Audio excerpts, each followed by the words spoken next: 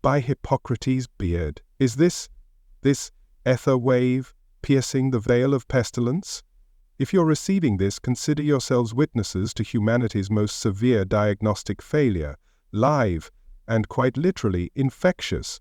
You're tuned into the pestilence prognosis, broadcasting live, or more accurately observing the patient's decline live, from a very, very unwell city in the year of our Lord 1348.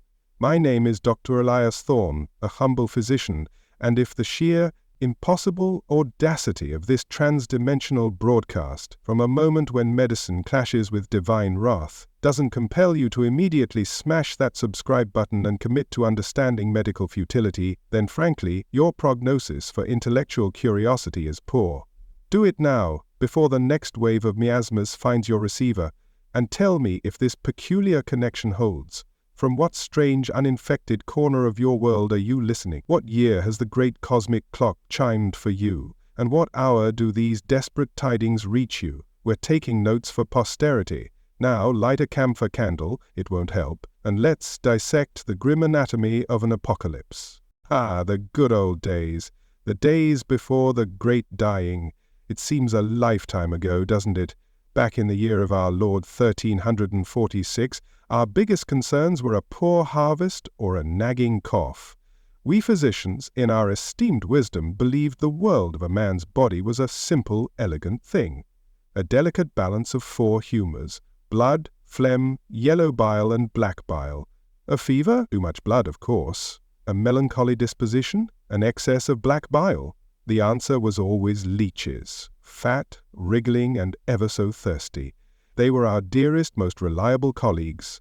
A good bloodletting, we believed, could cure just about anything. It was a time of blissful, arrogant ignorance. We were masters of our craft, or so we thought.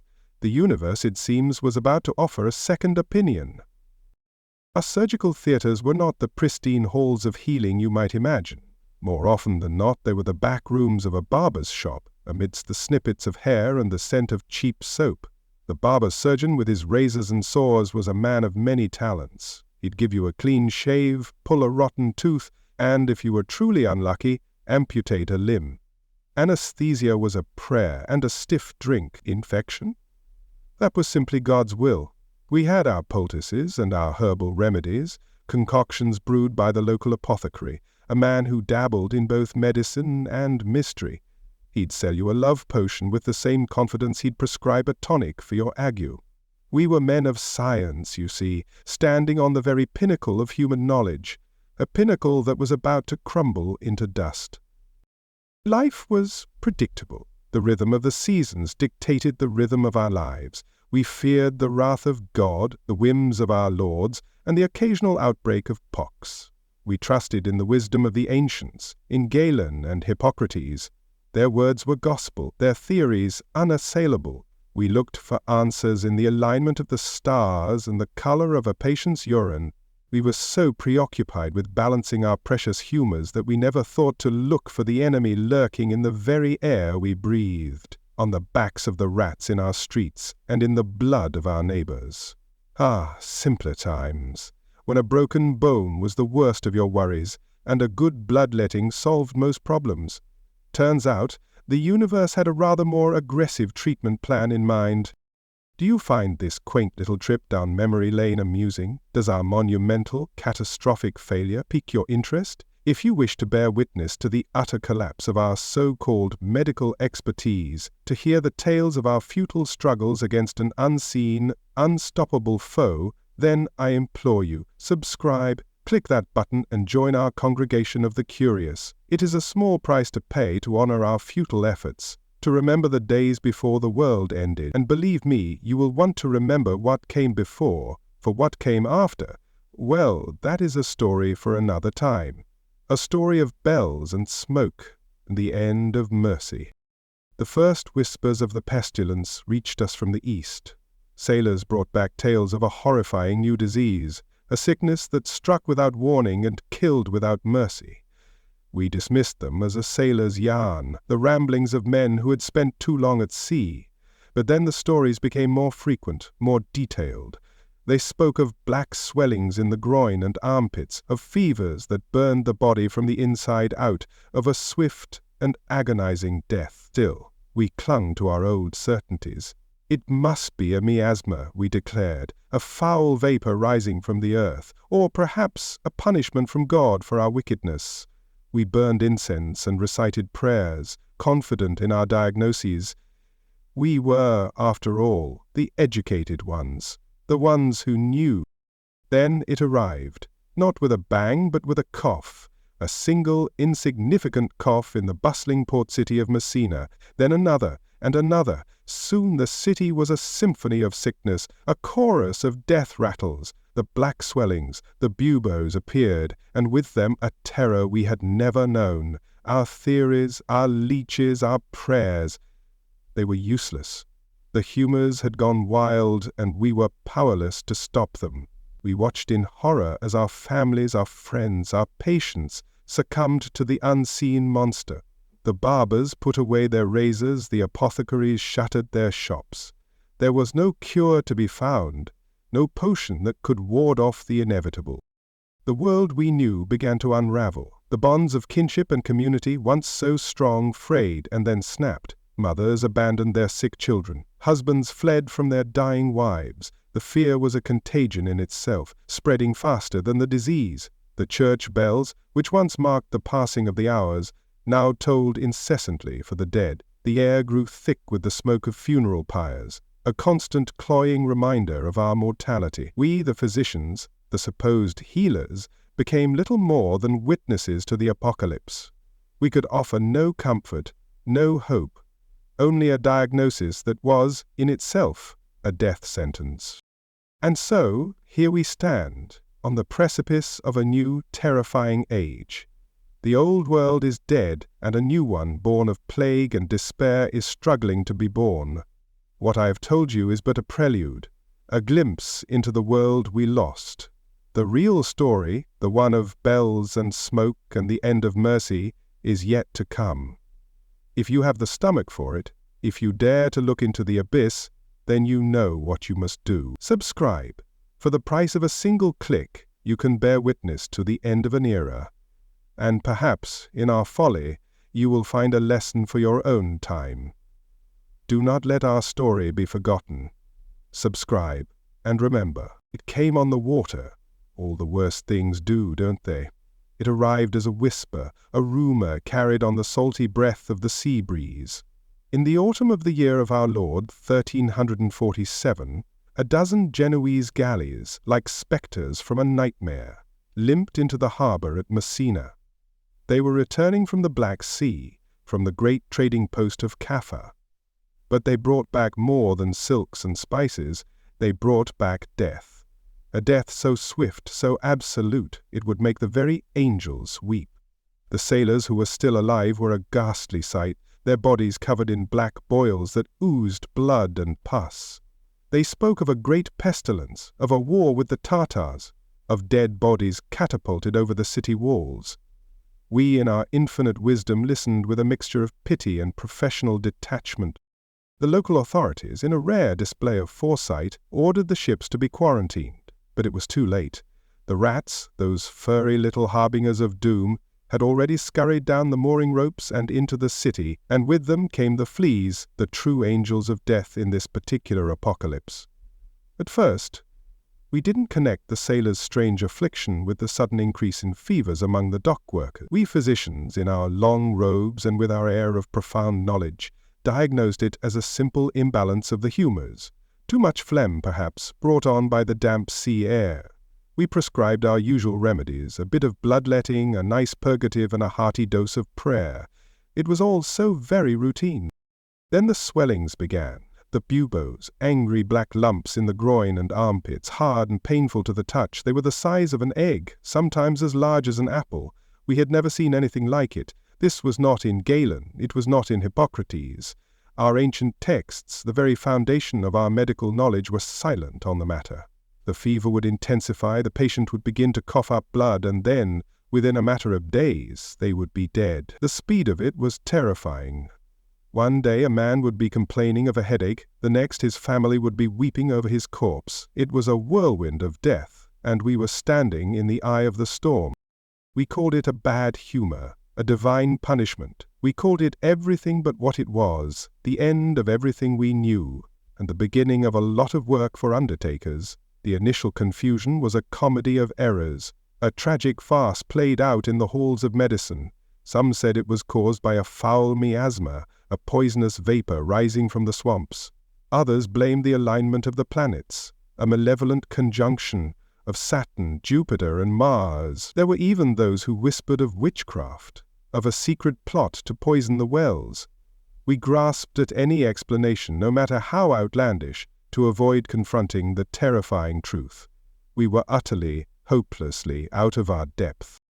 The medical community, that august body of learned men, was in disarray. We argued and debated. We wrote lengthy treatises on the nature of the pestilence, each more useless than the last. We were like children in a dark room trying to describe an elephant by touching only its tail. Some of us, in a desperate attempt to maintain our authority, doubled down on our old methods. We bled our patients until they were pale as ghosts. We purged them until they were weak as kittens. And still, they died. Oh, how they died!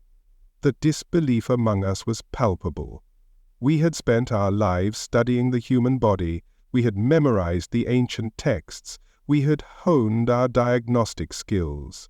And now, this thing, this pestilence, was making a mockery of it all. The arrival of the plague was not a single event, but a series of small, insidious beginnings. From Messina it spread like a fire in a dry field. It followed the trade routes, our arteries of commerce becoming the very veins of our destruction. It crept into Catania, then leapt to the mainland of Italy. Genoa and Venice, those proud maritime republics, were next to fall. The very ships that brought them their wealth now brought them their doom. The slow, then rapid, realization that this was unlike any illness seen before was a creeping dread that settled over us all. It was a dawning horror, a slow-moving catastrophe that we were powerless to prevent. The symptoms were a grotesque parody of life, the feverish flush, the delirious rambling, the frantic gasping for air. It was as if the body was at war with itself, a civil war with no possibility of a truce. And the stench, the sweet, cloying smell of death that hung over the cities like a shroud. It clung to our clothes, our hair, our very souls. We would come home at night exhausted and defeated, and still we could not escape it. The scent of the plague was the perfume of our new reality. It was the smell of our failure, the reek of our impotence. As the death toll mounted, the social fabric began to unravel. Fear, that most corrosive of emotions, ate away at the bonds of family and community. Neighbors turned on neighbors, friends on friends. The sick were abandoned, left to die in their homes, their cries for help unanswered. The streets, once bustling with life, became silent, empty corridors of death. The only sounds were the tolling of the church bells and the rumble of the death carts making their grim rounds. It was a world turned upside down, a world where the living envied the dead. We, the physicians, became objects of both fear and scorn. Some saw us as saviors, as the only hope in a hopeless world. They would fall at our feet begging for a cure, for a miracle. But more often we were seen as harbingers of death. Our very presence was an omen, a sign that the plague had come to their door. We were cursed in the streets, spat upon, accused of spreading the disease, and who could blame them? We offered no solace, no remedy.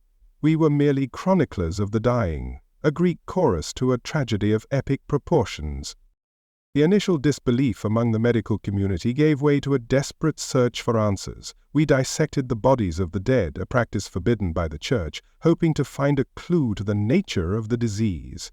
We examined the blood, the urine, the internal organs, but it was all for naught. The secrets of the plague remained locked away, hidden from our prying eyes. We were like alchemists trying to turn lead into gold, our efforts doomed to failure from the start. The sheer scale of the mortality was something that our minds could not comprehend. It was not just the poor and the infirm who were dying. The plague took the rich and the poor, the young and the old, the virtuous and the wicked. It was the great equalizer, the ultimate democrat.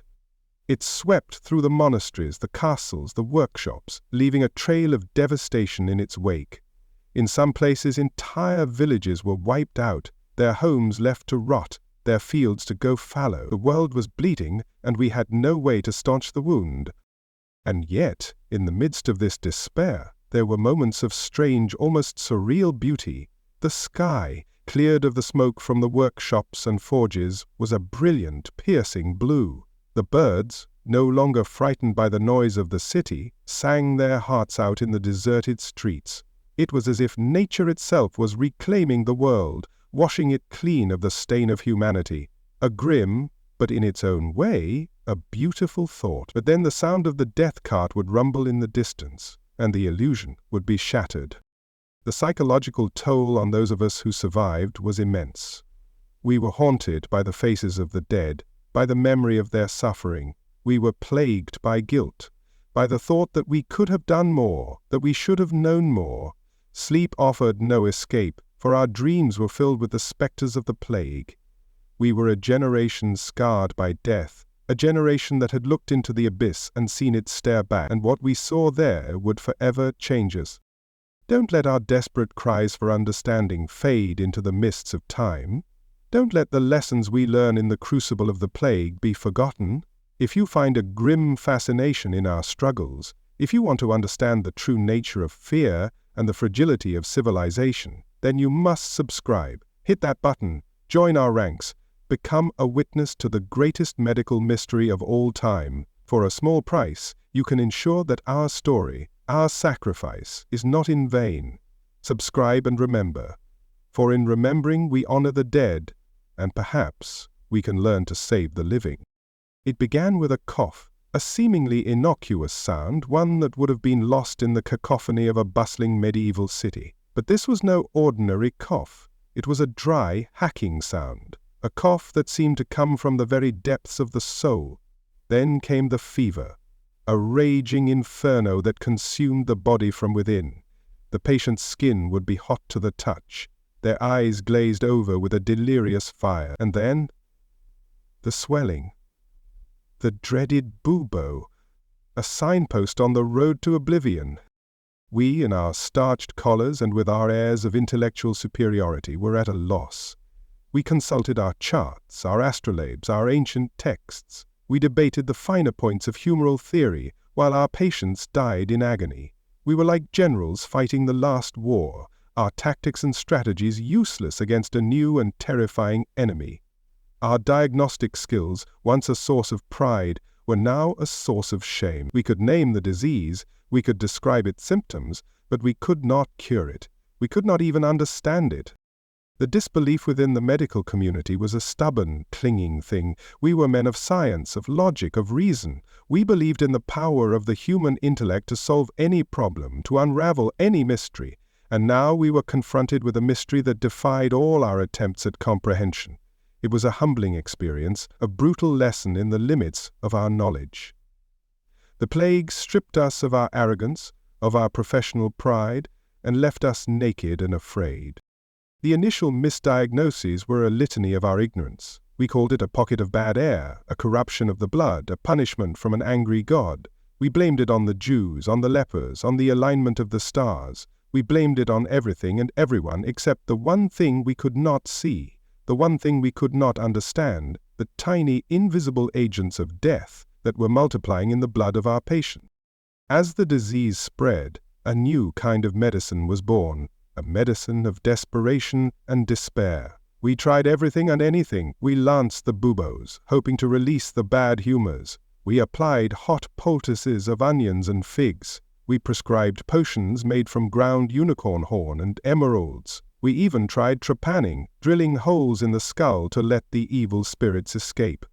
It was all for naught. The plague laughed at our efforts. It mocked our pathetic attempts to play God. The psychological impact on the physicians of the time cannot be overstated. We were a small, close-knit community, and we watched our colleagues, our friends, our teachers succumb to the very disease we were trying to fight. We were soldiers on a battlefield where the enemy was invisible and the casualties were all on our side. The sense of helplessness was overwhelming, a weight that threatened to crush our spirits. And yet, we persevered. We continued to visit the sick, to offer what little comfort we could. We did so not out of a sense of duty, but out of a sense of shared humanity. In the face of overwhelming death, we clung to life, to the belief that even in the darkest of times, there is still a place for compassion, for kindness, for mercy.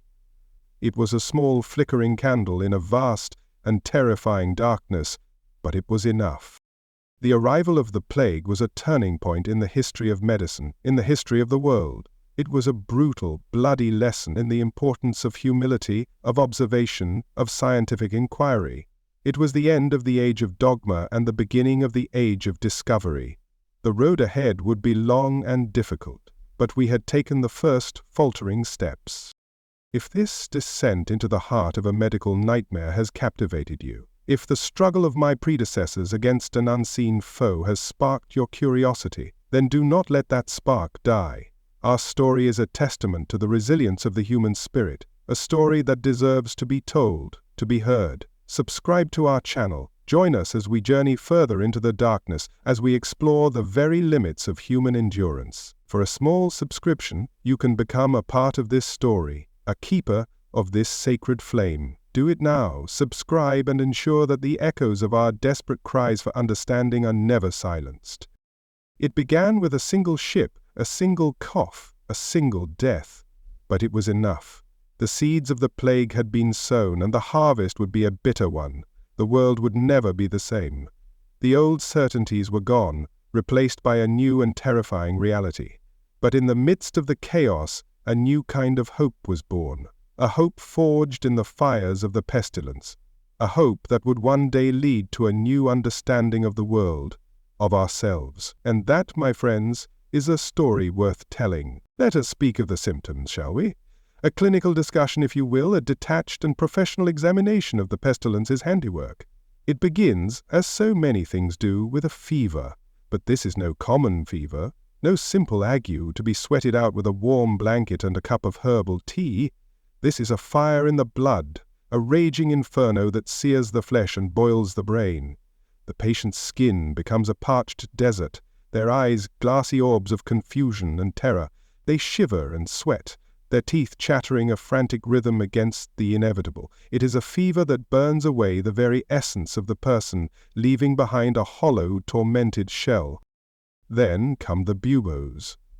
Ah, the buboes, the black pearls of the plague, the devil's own fruit. They sprout in the groin, the armpits, the neck, wherever the humours are wont to gather. At first they are small and hard, like a pebble under the skin, but they grow with a terrifying speed, swelling to the size of a hen's egg, then an apple, then a small melon. They are a grotesque parody of life, a tumorous growth that pulses with a malevolent energy. The skin over them becomes stretched and shiny, a deep, angry purple that darkens to black. They are the banner of the plague, a declaration of war on the human body. The pain is said to be unimaginable, a constant, throbbing agony that radiates from the bubo throughout the entire body. It is a pain that makes grown men weep and strong women scream. It is a pain that drives the patient to the brink of madness and often over the edge. They writhe in their beds, their bodies contorted in a grotesque dance of suffering. They claw at their own flesh, seeking to tear out the source of their torment, but there is no escape. The bubo is a relentless master, and its grip is unbreakable. As the fever rages and the buboes swell, the mind begins to unravel. Delirium sets in, a waking nightmare of terrifying visions and incoherent ramblings. The patient speaks to ghosts. They see demons in the shadows. They relive their worst fears. They may become violent, lashing out at their loved ones. Their words a torrent of nonsense and blasphemy. Or they may sink into a deep, dark stupor. Their eyes open but seeing nothing, their bodies still but for the shallow rise and fall of their chests. It is a cruel and merciful release, a prelude to the final act. And then comes the vomiting of blood, a horrifying spectacle, a sign that the body's internal defenses have been breached. The patient coughs and retches, bringing up a dark, foul-smelling liquid, that stains the bedclothes and fills the room with the stench of decay. It is a sign that the plague is not content with its external manifestations, that it seeks to conquer the very core of the body, to turn it into a vessel of its own corruption. The vomiting of blood is a death sentence, a guarantee that the end is near. The final hours are a grim and predictable affair. The patient's breathing becomes shallow and ragged, their pulse weak and thready. Their skin, once fiery hot, becomes cold and clammy to the touch. The buboes may burst, releasing a torrent of pus and blood, a final, futile attempt by the body to expel the poison within, and then a final shuddering breath and silence. The plague has claimed another victim. The dance of death is over. My remedies? Mostly just gave them something else to complain about before they died. We physicians, in our desperate attempt to do something, anything, resorted to our old familiar methods. Bloodletting was our go-to treatment, our first and last resort. We would open a vein and let the bad blood flow, hoping to restore the balance of the humors. We would bleed our patients until they were pale and weak, until they had no more blood to give, and still the plague raged on. Then there was the lancing of the buboes, a barbaric practice, a desperate gamble. We would take a sharp knife, a heated poker, and plunge it into the heart of the swelling, hoping to release the pus and poison within. The patient's screams would echo through the streets, a testament to our brutality and our helplessness. Sometimes the lancing seemed to work. The bubo would drain, the fever would break, and the patient would begin to recover, but more often than not, the wound would become infected, and the patient would die a slow, agonizing death from sepsis. We tried other remedies, of course, a whole pharmacopoeia of useless concoctions. We prescribed potions made from arsenic and mercury, from ground-up toads and powdered unicorn horn. We made our patients drink their own urine, a desperate attempt to create a natural antidote. We covered them in poultices of hot onions and figs, hoping to draw out the evil humors. It was all for naught. The plague was a force of nature, and our pathetic attempts to fight it were like trying to hold back the tide with a teacup. The failure of our treatments was a bitter pill to swallow. We were men of learning, of science, of reason. We had spent our lives studying the human body, and we believed we understood its secrets. The plague shattered that illusion. It revealed the depths of our ignorance, the feebleness of our knowledge. We were like children playing with a loaded gun, our actions more likely to cause harm than good. The psychological toll on the physicians of the time was immense. We were surrounded by death and dying, by the stench of disease and the cries of the suffering. We were haunted by the faces of our patients, by the memory of their last moments. We were plagued by guilt, by the thought that we were not just failing to heal, but actively harming our patients. It was a burden that many of us could not bear, and yet we carried on. We continued to visit the sick, to offer what little comfort we could. We did so not because we had any hope of a cure, but because it was our duty, our calling. We were the witnesses to the apocalypse, the chroniclers of the great dying, and in our own small way, we were fighting back. We were refusing to surrender to the darkness, to the despair. If you're still processing that medical horror, if the thought of our fumbling, bloody attempts at medicine makes you morbidly curious for more, then you absolutely must subscribe. Don't be shy, click the button. There is so much more failure to recount, so much more agony to describe. Our complete and utter inadequacy is a story that demands to be told, and you, my friend, are the perfect audience. Subscribe, and I promise you a front row seat to the greatest medical catastrophe in human history. You won't regret it, or you probably will, but you'll be entertained. The sheer variety of the symptoms was a testament to the plague's ingenuity. It was a master artist, and the human body was its canvas. Some patients developed dark, splotchy patches on their skin, a sign of bleeding beneath the surface. These were known as God's tokens, and they were a sure sign that death was imminent. Others suffered from a violent, bloody cough, a symptom of the pneumonic form of the plague, a strain so virulent it could be spread through the air. The pneumonic plague was even more terrifying than its bubonic cousin. It struck with lightning speed, killing its victims within a day or two. There were no buboes, no warning signs, just a sudden racking cough, a spray of bloody spittle, and then death. It was a phantom menace, an invisible killer that turned every breath into a potential death sentence. The fear of the pneumonic plague was so great that people would flee from the mere sound of a cough, leaving their loved ones to die alone. The septicemic plague was the rarest and most deadly form of the disease. It occurred when the plague bacteria multiplied in the bloodstream, overwhelming the body's defenses. The patient would suffer from a high fever, chills, and extreme weakness. Their skin would turn a dark purplish-black as their blood vessels hemorrhaged. Death was swift and certain, often within hours of the first symptoms. There was no treatment, no hope, just a rapid, inexorable slide into oblivion. The plague was not just a physical affliction, it was a psychological one as well.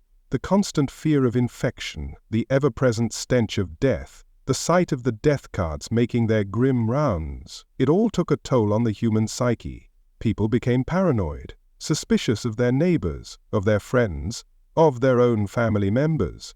The social fabric, already frayed, began to tear apart. And yet, even in the midst of this darkness, there were flickers of light. There were the flagellants, bands of religious zealots who would whip themselves in public, hoping to atone for the sins of mankind and appease an angry God. A bit dramatic for my taste, but you have to admire the commitment. There were the plague doctors, with their long-beaked masks filled with aromatic herbs, a desperate attempt to ward off the miasma. They looked like terrifying birds of prey, but they were a symbol of hope, a sign that someone at least was trying to do something. And then there were the ordinary people, the ones who risked their own lives to care for the sick, to bury the dead, to maintain some semblance of order in a world gone mad. They were the true heroes of the plague, the unsung saints of the great dying. Their stories are a testament to the resilience of the human spirit, to the power of compassion in the face of overwhelming despair. The plague was a crucible, a trial by fire. It burned away the old world and forged a new one in its place. It was a brutal, bloody process, but it was also a necessary one. It forced us to question our old certainties, to abandon our outdated beliefs, and to embrace a new way of thinking.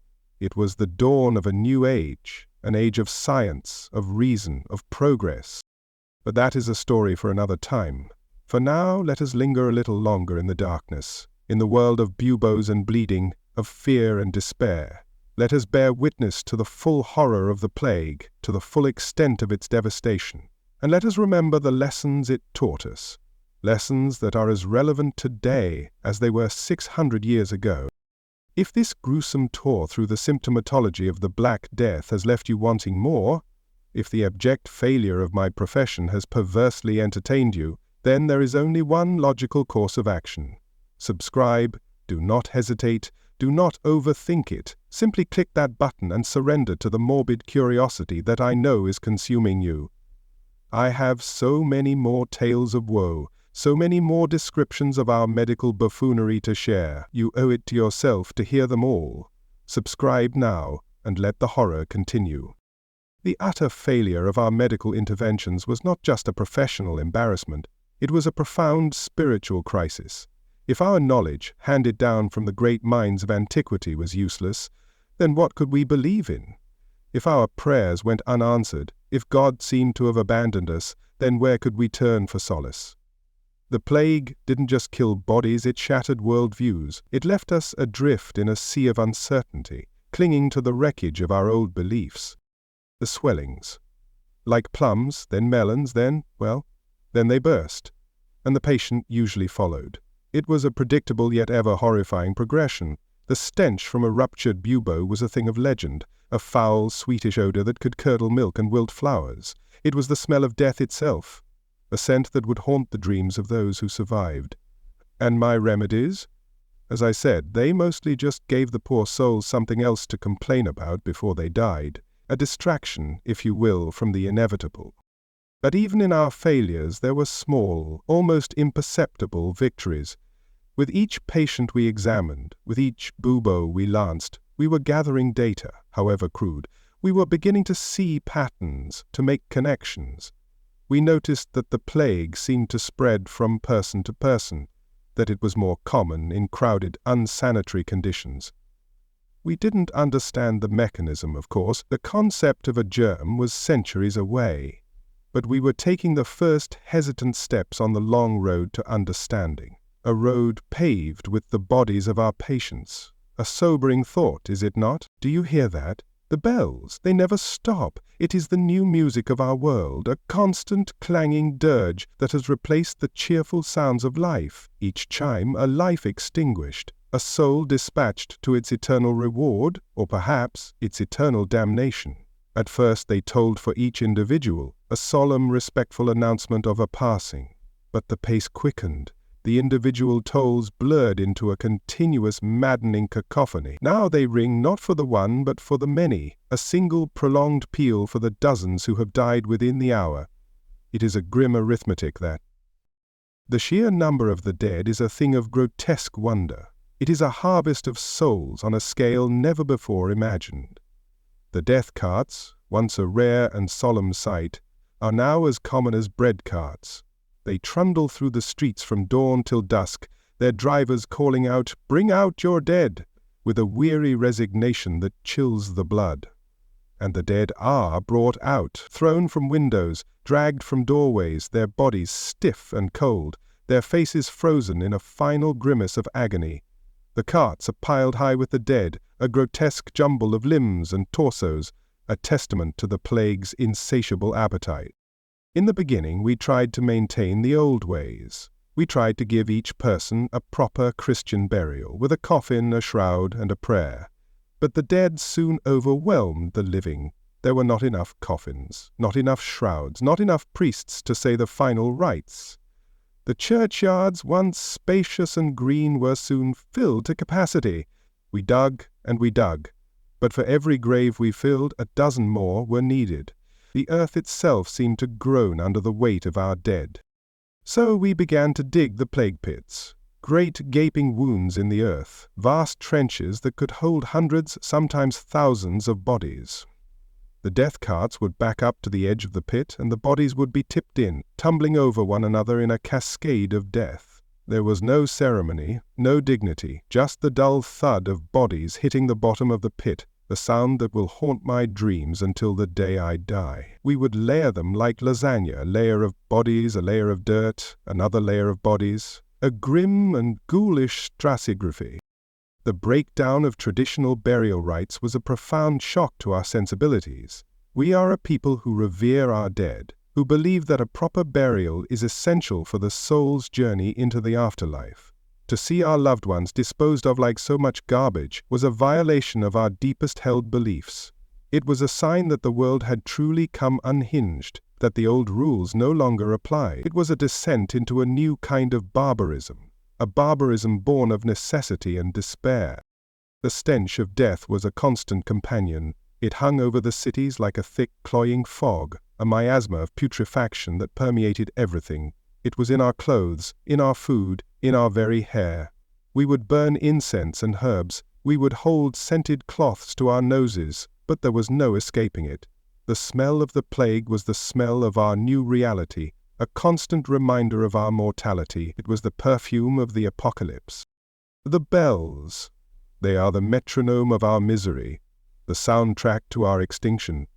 I find myself counting the tolls, a morbid habit I cannot seem to break. 10 chimes, 20, 50, each one a tiny hammer blow to the soul. I wonder who they are, the nameless, faceless dead? Were they young or old, rich or poor, virtuous or wicked? It matters not. The plague is a great equalizer, a blind and impartial reaper. It takes whom it will, without rhyme or reason. The bell-ringers themselves are a dying breed. It is a hazardous profession to be in such close proximity to the dead and the dying. Many of them have succumbed to the pestilence, their hands still gripping the bell rope as they breathed their last. We have had to press convicts and beggars into service, offering them a pittance and a bottle of wine for their troubles. At this rate, we'll run out of bell-ringers before we run out of bodies, a grim thought, but one that is becoming increasingly likely. The psychological impact of the constant tolling is difficult to describe. It is a slow, creeping madness, a constant erosion of the spirit. It frays the nerves. It breeds a sense of hopelessness and despair. We have become a city of ghosts, haunted by the ghosts of our dead and the specter of our own demise. The silence, when it comes, is almost as terrifying as the sound of the bells. It is the silence of the grave, the silence of a world that has forgotten how to live. The counting of the uncountable dead has become a macabre obsession for some. They keep meticulous records, tallying the number of deaths each day, each week, each month. It is a futile attempt to impose order on chaos, to find some meaning in the meaningless. But the numbers are so large, so staggering, that they lose all meaning. They become just a blur of statistics, a testament to the plague's terrifying efficiency. And yet, in the midst of this carnage, there is a strange, dark beauty. The sight of a plague pit at dawn, the bodies shrouded in mist, the first rays of the sun catching the apathetic faces of the dead, it is a scene from a nightmare, a vision of hell on earth. But it is also a reminder of the fragility of life, of the thin veil that separates us from the great unknown. It is a memento mori on a grand, epic scale. The breakdown of society is not just a matter of logistics. It is a moral and spiritual collapse. The old certainties, the old values, the old beliefs, they have all been swept away by the tide of the plague. We are adrift in a sea of anomie, without a compass, without a map. The only law is the law of survival. The only God is the God of chance. It is a terrifying and liberating thought. If this relentless, morbid tally of the dead has not sent you screaming into the night, if you find yourself strangely captivated by this symphony of sorrow, then you are one of us. You are a connoisseur of the macabre, a student of the human condition in its most extreme form, and for that you deserve a reward. The reward of more stories of our descent into the abyss. So, do what you must. Support our relentless, morbid tally. Hit that subscribe button before the next chime. You won't want to miss a single solitary toll. The sheer logistics of dealing with the dead were a nightmare. We ran out of wood for coffins, so we buried them in simple cloth sacks. We ran out of space in the churchyards, so we consecrated new ground, fields and meadows that were once filled with life and laughter. We even considered throwing the bodies into the river, but the thought of poisoning our water supply was too much, even for us. So we kept digging, our shovels a pathetic defense against the rising tide of death. The economic consequences of the plague were of course catastrophic. With so many dead, there were not enough hands to till the fields, to man the workshops, to sail the ships. The economy ground to a halt, a victim of the same pestilence that was felling our bodies. The price of everything skyrocketed, while the value of human life plummeted, a grim inversion of the natural order of things. The social order, already fragile, began to crumble. The rich fled to their country estates, hoping to escape the plague, but often carrying it with them. The poor, with nowhere to go, were left to die in the squalor of the cities. The bonds of fealty and obligation that had held our society together for centuries dissolved in a matter of months. It was every man, woman, and child for themselves. And yet there were acts of incredible bravery and self-sacrifice. There were the priests who stayed behind to minister to the dying, knowing full well the risks they were taking. There were the physicians who, despite their uselessness, continued to visit the sick, to offer what little comfort they could. And there were the ordinary people who cared for their sick neighbors, who shared their meager rations, who refused to surrender to the fear and despair.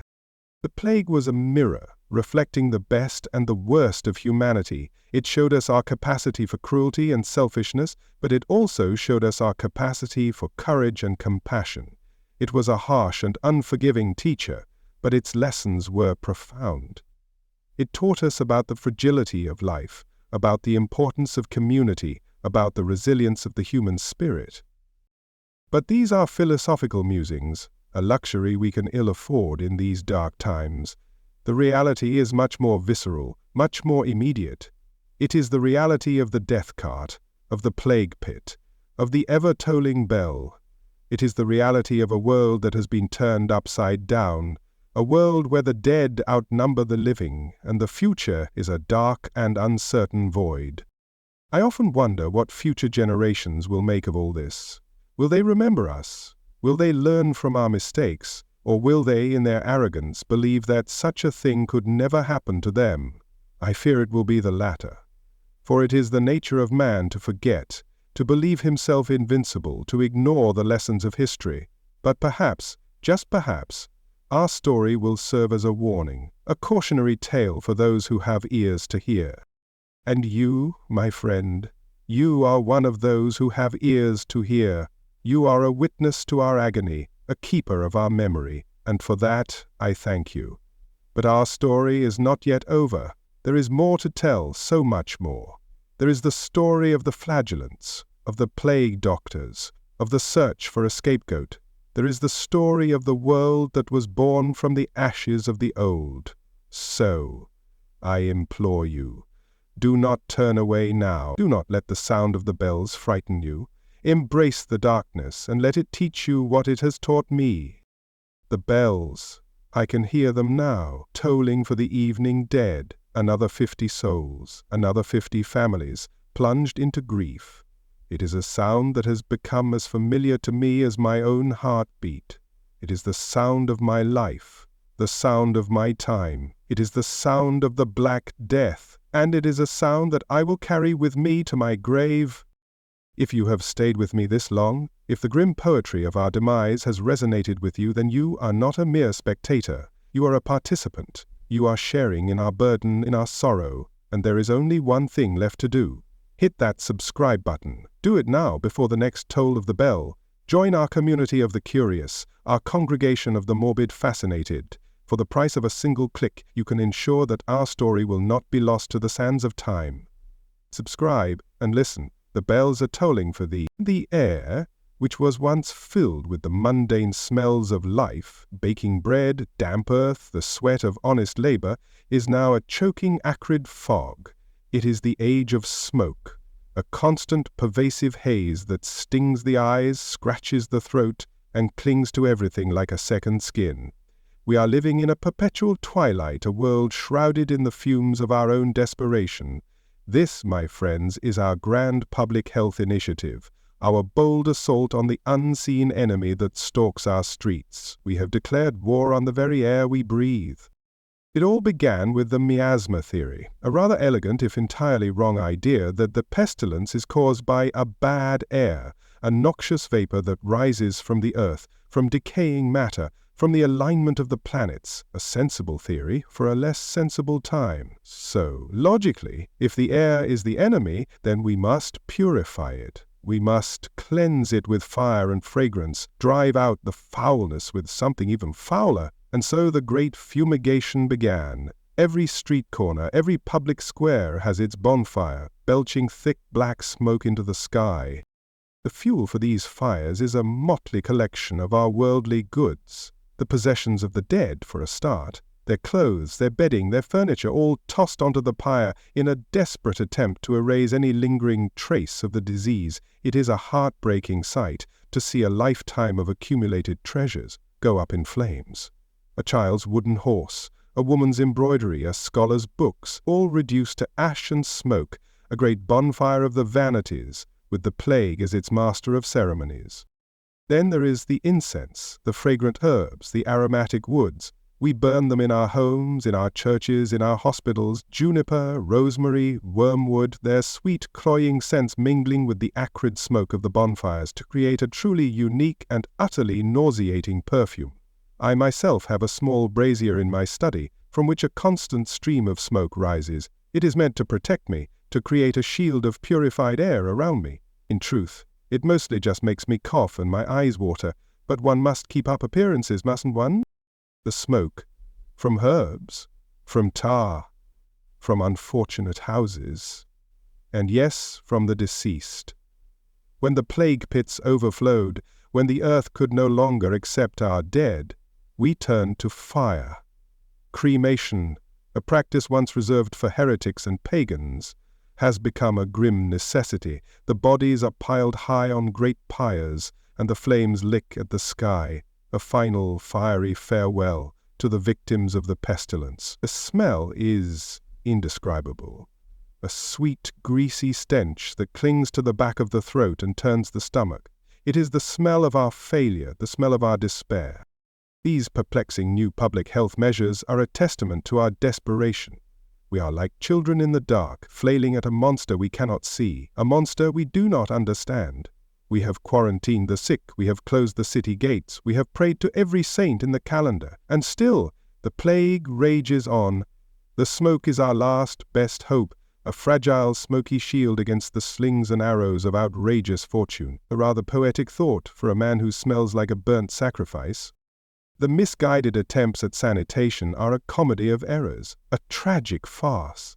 We have ordered the streets to be cleaned of filth, a noble sentiment, but one that is largely ignored in the face of the overwhelming tide of death. We have tried to control the city's population of cats and dogs, believing them to be carriers of the plague, a decision that has had the rather unfortunate consequence of allowing the rat population to explode, the very rats that carry the fleas that carry the plague. A fine example of the law of unintended consequences. The smoke is not just a physical presence, it is a psychological one. It is a constant reminder of the plague, a visual representation of the fear that hangs over us all. It obscures the sun. It casts long, dancing shadows. It turns the world into a murky, uncertain place. It is the perfect backdrop for the nightmare we are living, a stage set for a tragedy of epic proportions.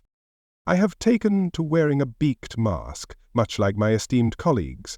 It is a rather terrifying contraption with glass eyes and a long, curved beak filled with aromatic herbs. It is meant to filter the air to protect me from the miasma. It also has the added benefit of frightening small children and making it impossible to drink a glass of wine.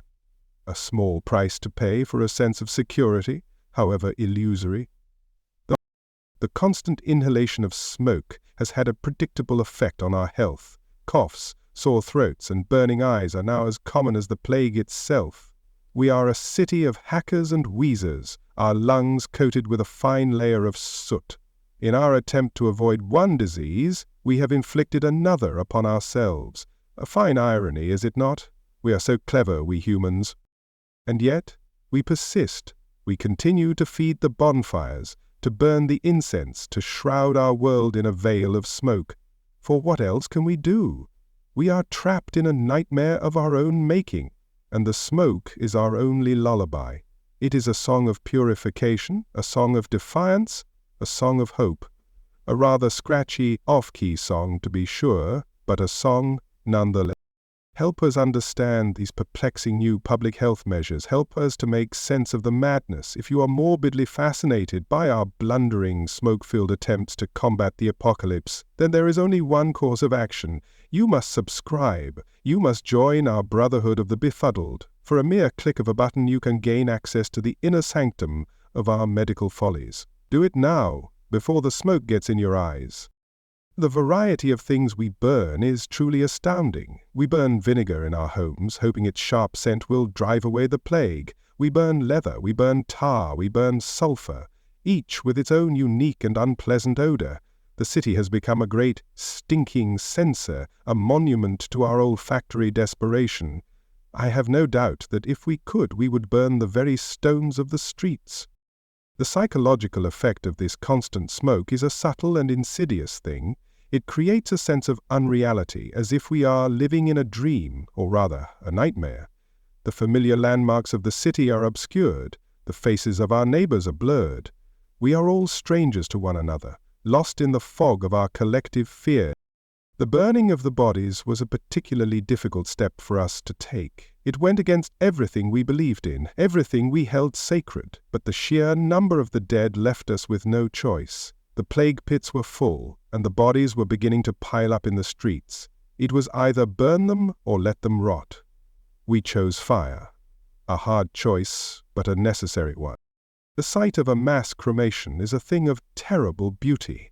The flames leaping towards the heavens, the sparks dancing in the night sky, the bodies consumed by the purifying fire. It is a scene of utter devastation, but also of a strange, terrible cleansing. It is the end of one story and the beginning of another. A story written in smoke and ash. The smoke has become a part of us. We breathe it, we taste it, we wear it. It has seeped into our skin, into our hair, into our very souls. We are the smoke people, the children of the pyre, and we will carry the memory of this time with us forever, a faint, acrid scent that will never quite wash away.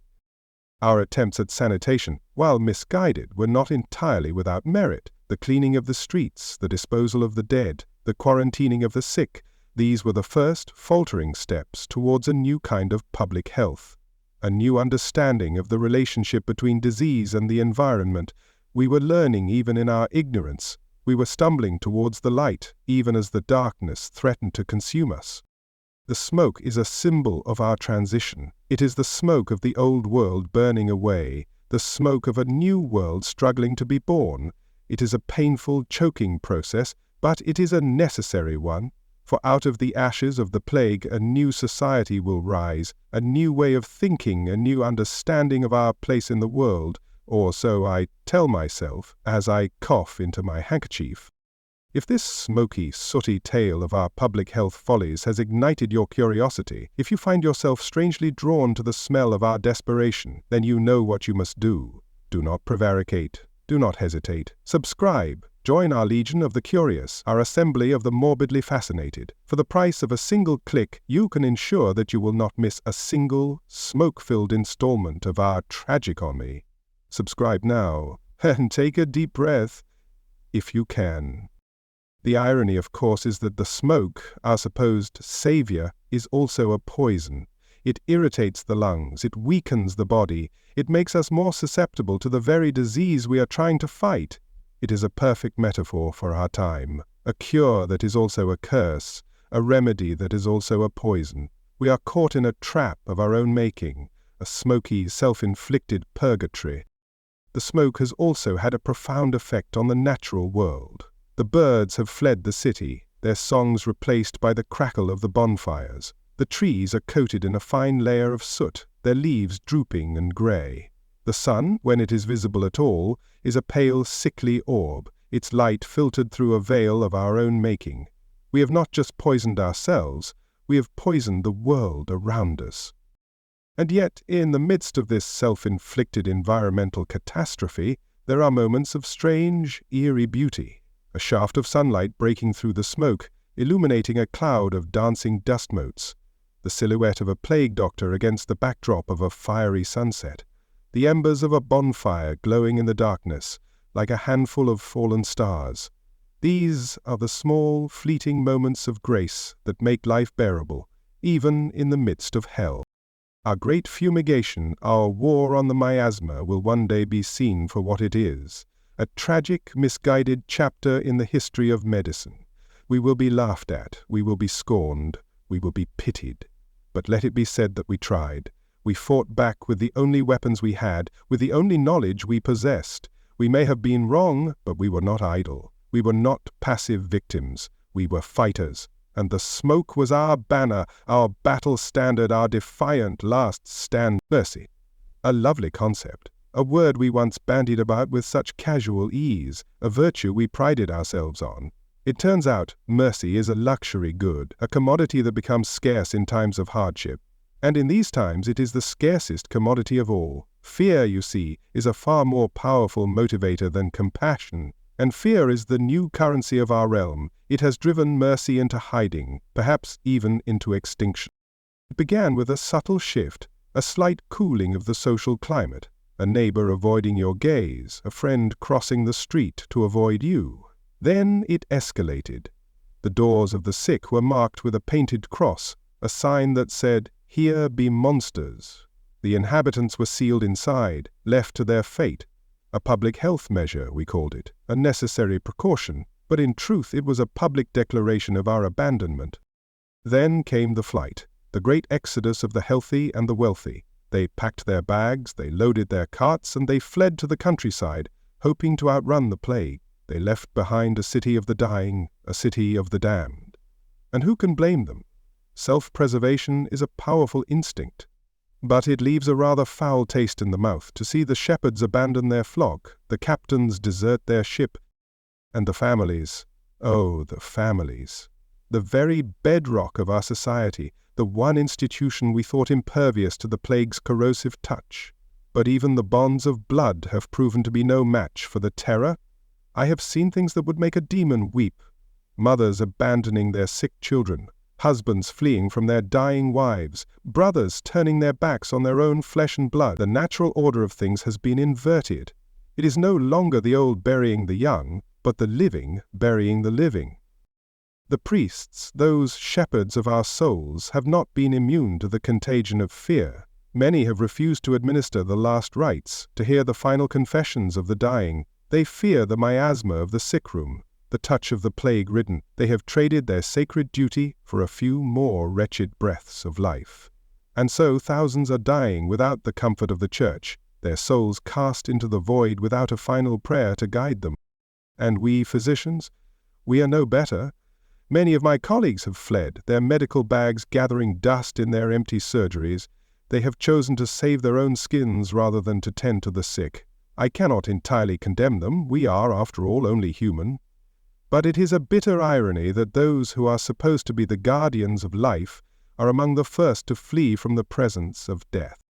The general fear has overridden all other human bonds. The ties of kinship, of friendship, of community, they have all been severed by the sharp blade of terror. We are no longer a society, but a collection of isolated individuals, each one an island of fear in a sea of despair. We look at our neighbors not with affection, but with suspicion. Every stranger is a potential carrier of the plague, every cough a potential death sentence. Mercy.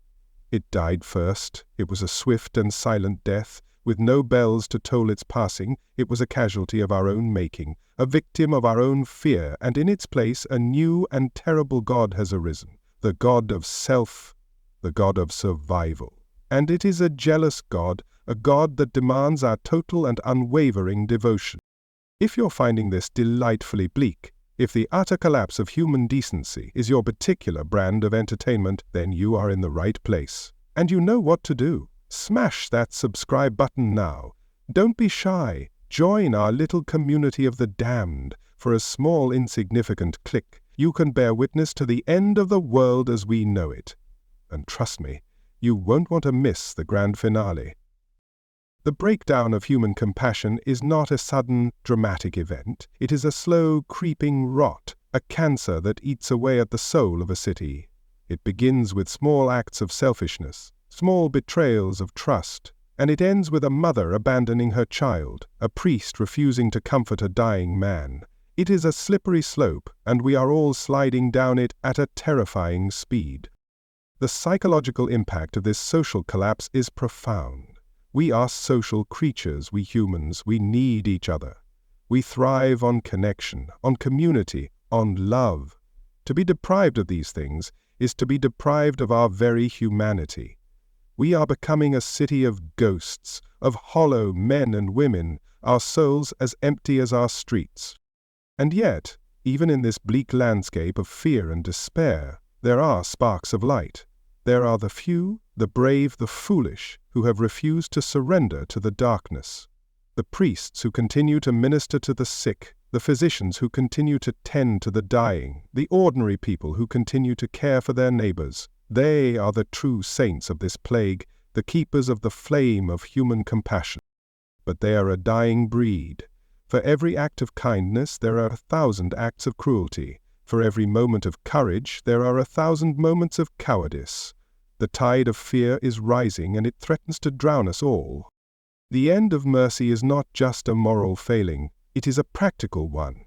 A society without compassion is a society without a future. For if we cannot care for each other in times of crisis, then what is the point of surviving at all? What kind of world will we have created if we have sacrificed our very souls to save our skins? These are the questions that haunt me in the long, dark nights. These are the questions that I have no answers for. I am a physician, a man of science. I am trained to deal with the body, not the soul. And it is the soul of our city that is sick, that is dying. And for that I have no cure. The concept of a good death, once so important to us, has become a cruel joke, A good death was to be surrounded by your loved ones, to receive the last rites, to die in a state of grace. Now we die alone, abandoned, our last moments filled with terror and despair. It is a bad death, a godless death, and it is the death that awaits us all. I have seen the fear in the eyes of the dying, and it is a terrible thing. It is not just the fear of death, but the fear of being forgotten, of being unloved, of dying alone. It is a fear that is worse than the plague itself, and it is a fear that we have inflicted upon our own. The breakdown of trust is perhaps the most insidious aspect of this moral collapse. We can no longer trust our leaders, our priests, our physicians. We can no longer trust our neighbors, our friends, our own families. We are all suspect, all potential traitors. The social contract has been broken, and we are left with a world of all against all. And yet, I must confess, I understand it. I understand the fear, the desperation, the overwhelming instinct for self-preservation. I have felt it myself in the dark watches of the night. I have been tempted to flee, to abandon my post, to save my own wretched life. So who am I to judge? I am just another sinner in a world of sinners. If this exploration of our moral freefall has resonated with your own inner cynic, if you find a grim satisfaction in watching our society crumble, then what are you waiting for? That subscribe button isn't going to smash itself. Do it. Join the ranks of the enlightened, the ones who see the world for what it truly is, a tragic, beautiful, and utterly doomed mess. Subscribe now, and let us watch the sunset together. The silence in the homes of the dead is a new and terrible sound. It is not the silence of peace, but the silence of abandonment. It is the silence of a life cut short, of a story left unfinished, and it is a silence that is spreading, like a stain, across the entire city. The children of the plague are a particularly heartbreaking sight. They wander the streets, orphans in a world that has no time for them. They are a testament to our failure, a living embodiment of our lost compassion, and they are a reminder that the true victims of this plague are not just the dead, but the living who have been left behind. The end of mercy is the end of everything. It is the end of community, the end of civilization, the end of hope. It is the final victory of the plague, a victory not over our bodies, but over our souls, and it is a victory that we have handed to it on a silver platter. But even in the darkest of nights, the sun will eventually rise, and perhaps, just perhaps, a new world will be born from the ashes of the old, a world that has learned the hard lessons of the plague, a world that understands the true value of compassion, of community, of love. A man can dream, can't he? Even a man who lives in hell. In our infinite and ever-expanding wisdom, we have stumbled upon a new and brilliant idea. Quarantine, a word that sounds so official, so scientific, so full of purpose. It comes from the Italian quarantino, meaning 40 days. 40 days of isolation for any ship, any traveler, any soul suspected of carrying the pestilence. It is a grand and noble experiment in public health, a testament to our proactive and decisive leadership. It is also, in practice, a complete and utter shambles. The logic is simple, almost childlike in its purity. If you don't see the sick, they can't infect you. We're locking them in. Or locking us out. Hard to tell, really. We mark their doors with a great red cross, a grim warning to all who would approach. We post guards, armed with pikes and a healthy dose of fear, to ensure that no one enters and, more importantly, no one leaves. We have turned our city into a patchwork of tiny, self-contained prisons, a honeycomb of despair. The impracticality of these measures is a thing of breathtaking beauty. We are a city of commerce, of trade, of movement. To shut down the flow of goods and people is to cut our own throats. The economy, already on its knees, has now been dealt a fatal blow. The cries of the merchants are almost as loud as the cries of the dying. But we must be firm, we must be resolute. The health of the city depends on it, or so we tell ourselves, as we watch the rats scurry from the quarantine ships onto the docks.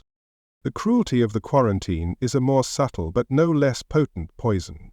We are not just locking in the sick, we are locking in the healthy as well. Entire families are condemned to a slow and agonizing death because one of their number has a cough. They are left to their own devices, with no food, no water, no medical care. Their homes become their tombs. And we, the healthy, we listen to their cries and we do nothing.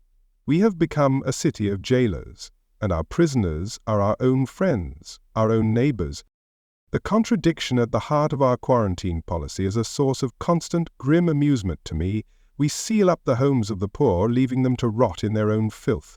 But the wealthy, the powerful, they come and go as they please. They have their country estates, their secret passages, their well-bribed guards. The quarantine, like the plague itself, is a respecter of persons. It is a web designed to catch the small flies while the big ones buzz right through. And the failure, the failure. It is a magnificent, spectacular failure. For all our locks and bars, for all our guards and proclamations, the plague continues its merry dance through the city. It seeps under the doors, it slips through the cracks, it travels on the backs of fleas and the breath of a dying man. Turns out, disease doesn't care for doors. It is a lesson we are learning the hard way, a lesson written in the language of boils and blood. The Venetian experiment with the Trentino, a 30-day isolation period, was a noble start. But the plague, it seems, is a patient beast. It was not until they extended it to the Quarantino, the 40 days we are now so fond of, that they saw any real effect. 40 days. A biblical number. A number of trial and tribulation. It seems fitting, for we are living in biblical times. Times of wrath and judgment, and a distinct lack of redeeming features. The isolation hospitals, the lazarettos, are another of our brilliant innovations. We build them on remote islands far from the city, where the sick can be sent to die in peace, or, more accurately, in squalor. They are overcrowded, understaffed, and reeking of death. They are not hospitals, they are warehouses for the dying, a place to store our human refuse until it can be properly disposed of. And yet we cling to our desperate measures. We have to believe that we are doing something, that we are not just passive victims of a cruel and capricious fate. The quarantine is a symbol of our defiance, a testament to our will to survive. It is a foolish, futile gesture perhaps, but it is our gesture, and in these dark times, a foolish gesture is better than no gesture at all.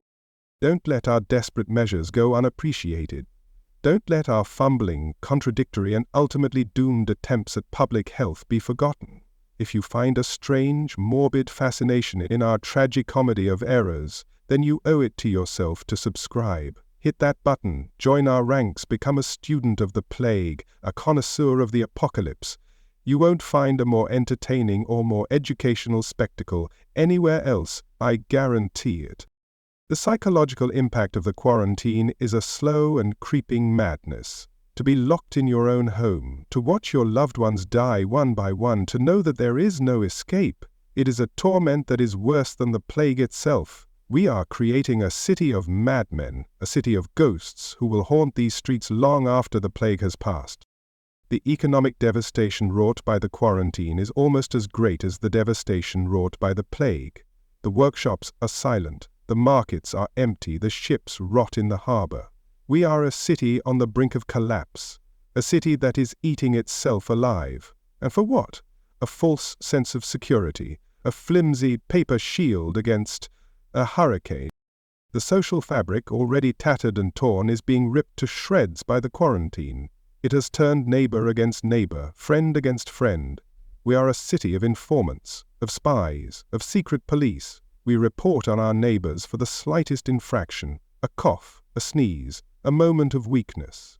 We have become the instruments of our own oppression. And yet, in the midst of this madness, there are glimmers of hope. There are the brave souls who defy the quarantine to bring food and water to their trapped neighbors. There are the physicians who sneak into the sealed houses to offer what little comfort they can. There are the ordinary people who refuse to surrender their humanity, who refuse to let fear turn them into monsters.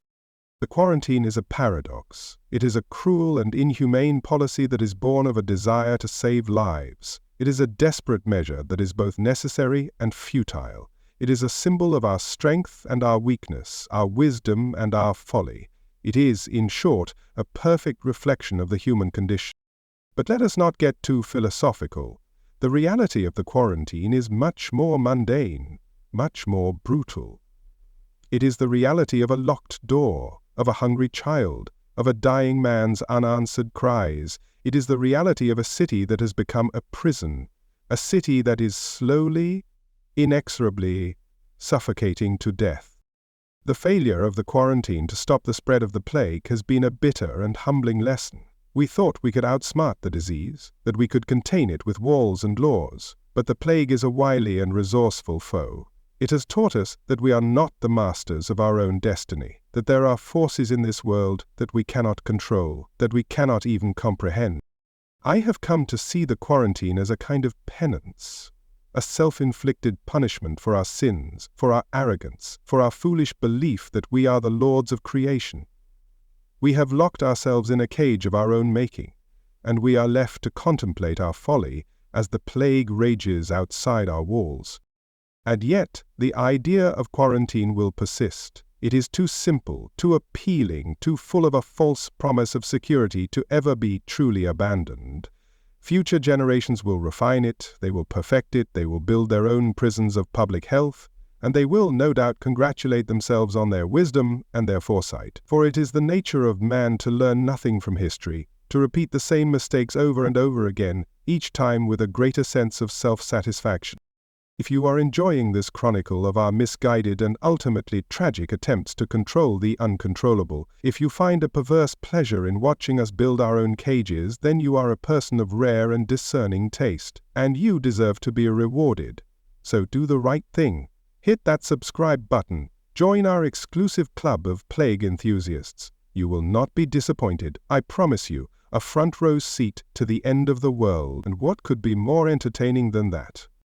The sheer logistical nightmare of enforcing the quarantine is a constant source of frustration and black humor. The guards are lazy, corrupt, and often drunk. The records are a chaotic mess of names and dates, and the people are ingenious in their efforts to circumvent the rules. They climb over walls, they tunnel under streets, they disguise themselves as death cart drivers. It is a game of cat and mouse, and the mouse, more often than not, is winning. The quarantine has also given rise to a new and thriving black market.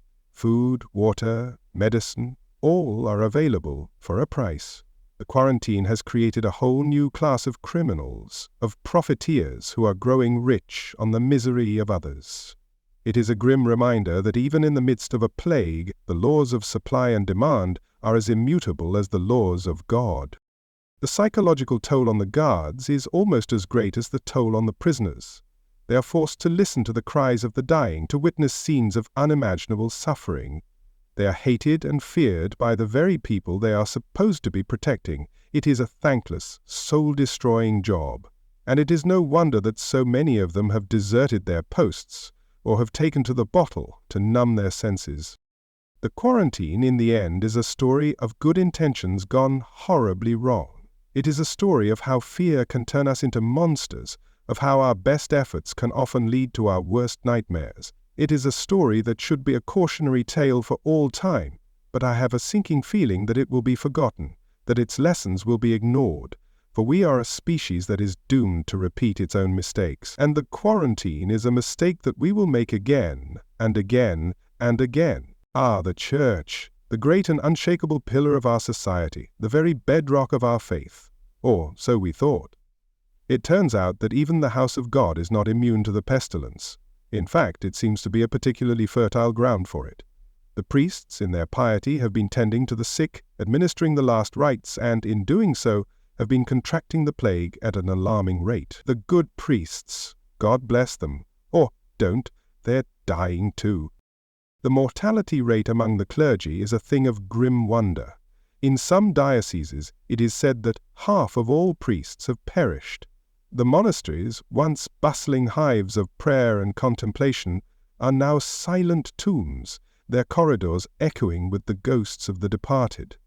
It seems that a life of devotion is no protection against the wrath of a God who has seemingly lost his mind.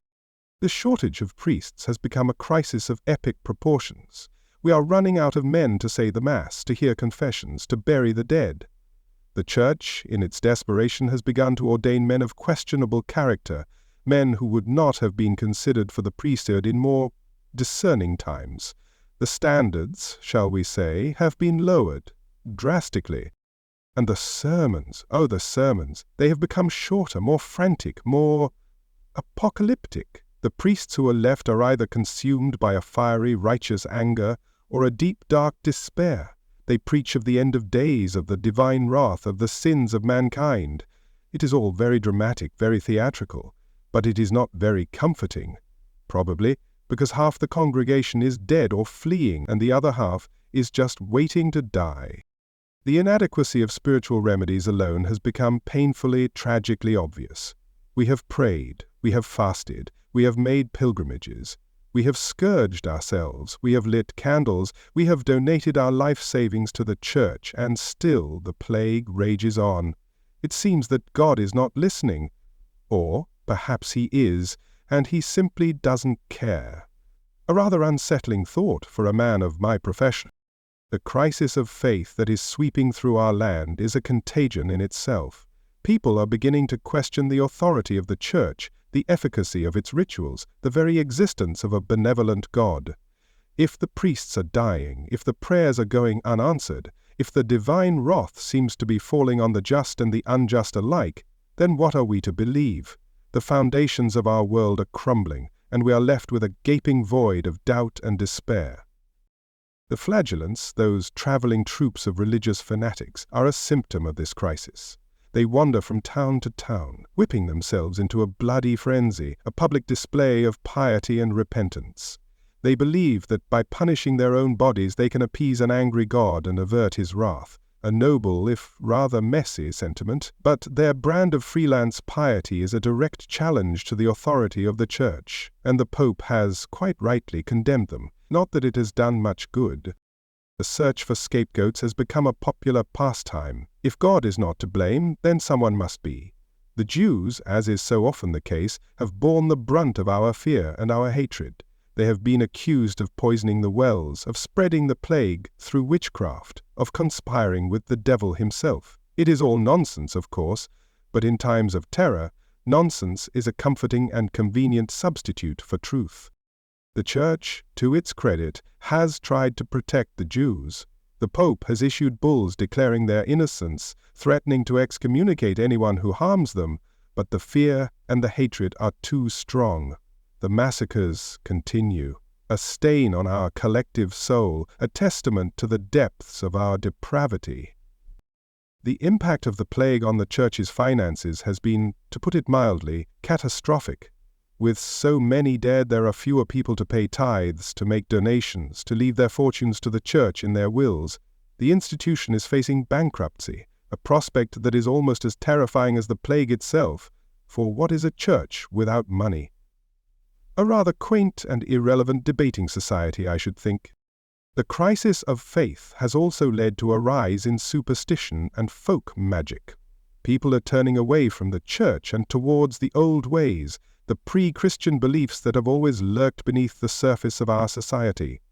They are buying amulets, they are reciting charms, they are making offerings to pagan gods. It is a regression into a darker, more primitive time. But who can blame them? When the new gods fail, the old ones are always waiting in the wings. If this chronicle of the Church's spectacular implosion has struck a chord with your own latent heresies, if you find a grim satisfaction in watching the mighty fall, then you are a person of rare intellectual courage, and you deserve to be a part of our little rebellion. So, do not delay. Hit that subscribe button. Join our congregation of the disillusioned. For a small, insignificant click, you can have a front row seat to the greatest crisis of faith in human history. And you might just learn something about the true nature of power, of belief, and of the enduring human need for something to cling to in the dark. The scramble to fill the empty clerical positions has led to a precipitous decline in the quality of the clergy. We now have priests who can barely read the Latin of the Mass, who are more interested in the contents of the collection plate than the state of their parishioners' souls. The moral authority of the Church, already weakened by the plague, is being further eroded by the incompetence and corruption of its own ministers. The sale of indulgences has reached a fever pitch. The Church, desperate for revenue, is now offering forgiveness for sins at a price. It is a spiritual marketplace, a bazaar of salvation, and the people, desperate for any hope of escaping the fires of hell, are flocking to buy them. It is a cynical and exploitative practice, but one that is proving to be remarkably profitable, for in times of terror, even salvation has a price tag. The intellectual life of the Church has also been devastated by the plague. The universities, once vibrant centers of theological debate and philosophical inquiry, are now half empty. The great minds of our generation have been silenced, their voices stilled by the pestilence. The light of reason is flickering, and the shadows of ignorance and superstition are growing longer. And yet, even in this age of doubt and despair, there are those who hold fast to their faith. The mystics, the hermits, the saints, they see the plague not as a punishment, but as a test, a trial by fire that will separate the true believers from the false. They have retreated from the world into a realm of prayer and contemplation, seeking a direct and personal connection with a God who seems to have abandoned his own church. The relationship between the church and the medical profession has always been a complicated one. We are rivals, in a sense, for the hearts and minds of the people. And now, in the face of the plague, the inadequacy of both our disciplines has been laid bare.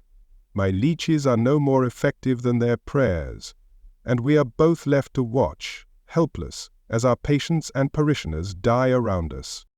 The crisis of faith is not just a theological problem, it is a social and political one. The Church has been the glue that has held our society together for centuries. It has provided a common set of beliefs, a shared moral code, a sense of collective identity. With the Church weakened, that glue is beginning to dissolve, and the cracks are starting to show in the very foundations of our world. The long-term consequences of this crisis are difficult to predict. Will the Church recover its authority? Will faith be restored? Or will this be the beginning of a new age, an age of secularism, of reason, of a world without God? I am a man of science, but I must confess, the thought of a world without faith is a chilling one, for what is a man without faith? A rather lonely and insignificant creature, adrift in a cold and meaningless universe. If you have followed me this far into the dark night of the soul, if you are not afraid to question the unquestionable, to doubt the indubitable, then you are a true philosopher, and you belong with us. So, do not hesitate. Smash that subscribe button with the righteous fury of a heretic. Join our crusade against ignorance and dogma. For the price of a single click, you can help us to build a new world, a world based not on blind faith, but on reason, on evidence, and on a healthy dose of good old-fashioned skepticism. And what could be more divine than that? The irony of the situation is not lost on me. For centuries, the Church has preached that the body is a sinful and corrupt vessel, a temporary prison for the immortal soul. And now, it is that very body, that very flesh, that is bringing the Church to its knees. It seems that God, in his infinite and inscrutable wisdom, has a rather wicked sense of humor. The plague has also exposed the hypocrisy at the heart of the Church. The high-ranking prelates, the wealthy bishops, the cardinals in their silken robes, they have been among the first to flee, to abandon their posts, to seek refuge in their fortified palaces, while the poor parish priests, the humble friars, the nuns in their convents, they have been the ones to stay behind, to face the plague with courage and compassion. It is a lesson in leadership that will not be soon forgotten. The crisis has also sparked a new and vibrant wave of religious art. The dance of death, the triumph of death, the ars moriendi, these are the themes that now dominate our paintings, our sculptures, our literature. It is a dark and morbid art, an art obsessed with decay and damnation, but it is also an art that is vibrant and powerful and intensely human.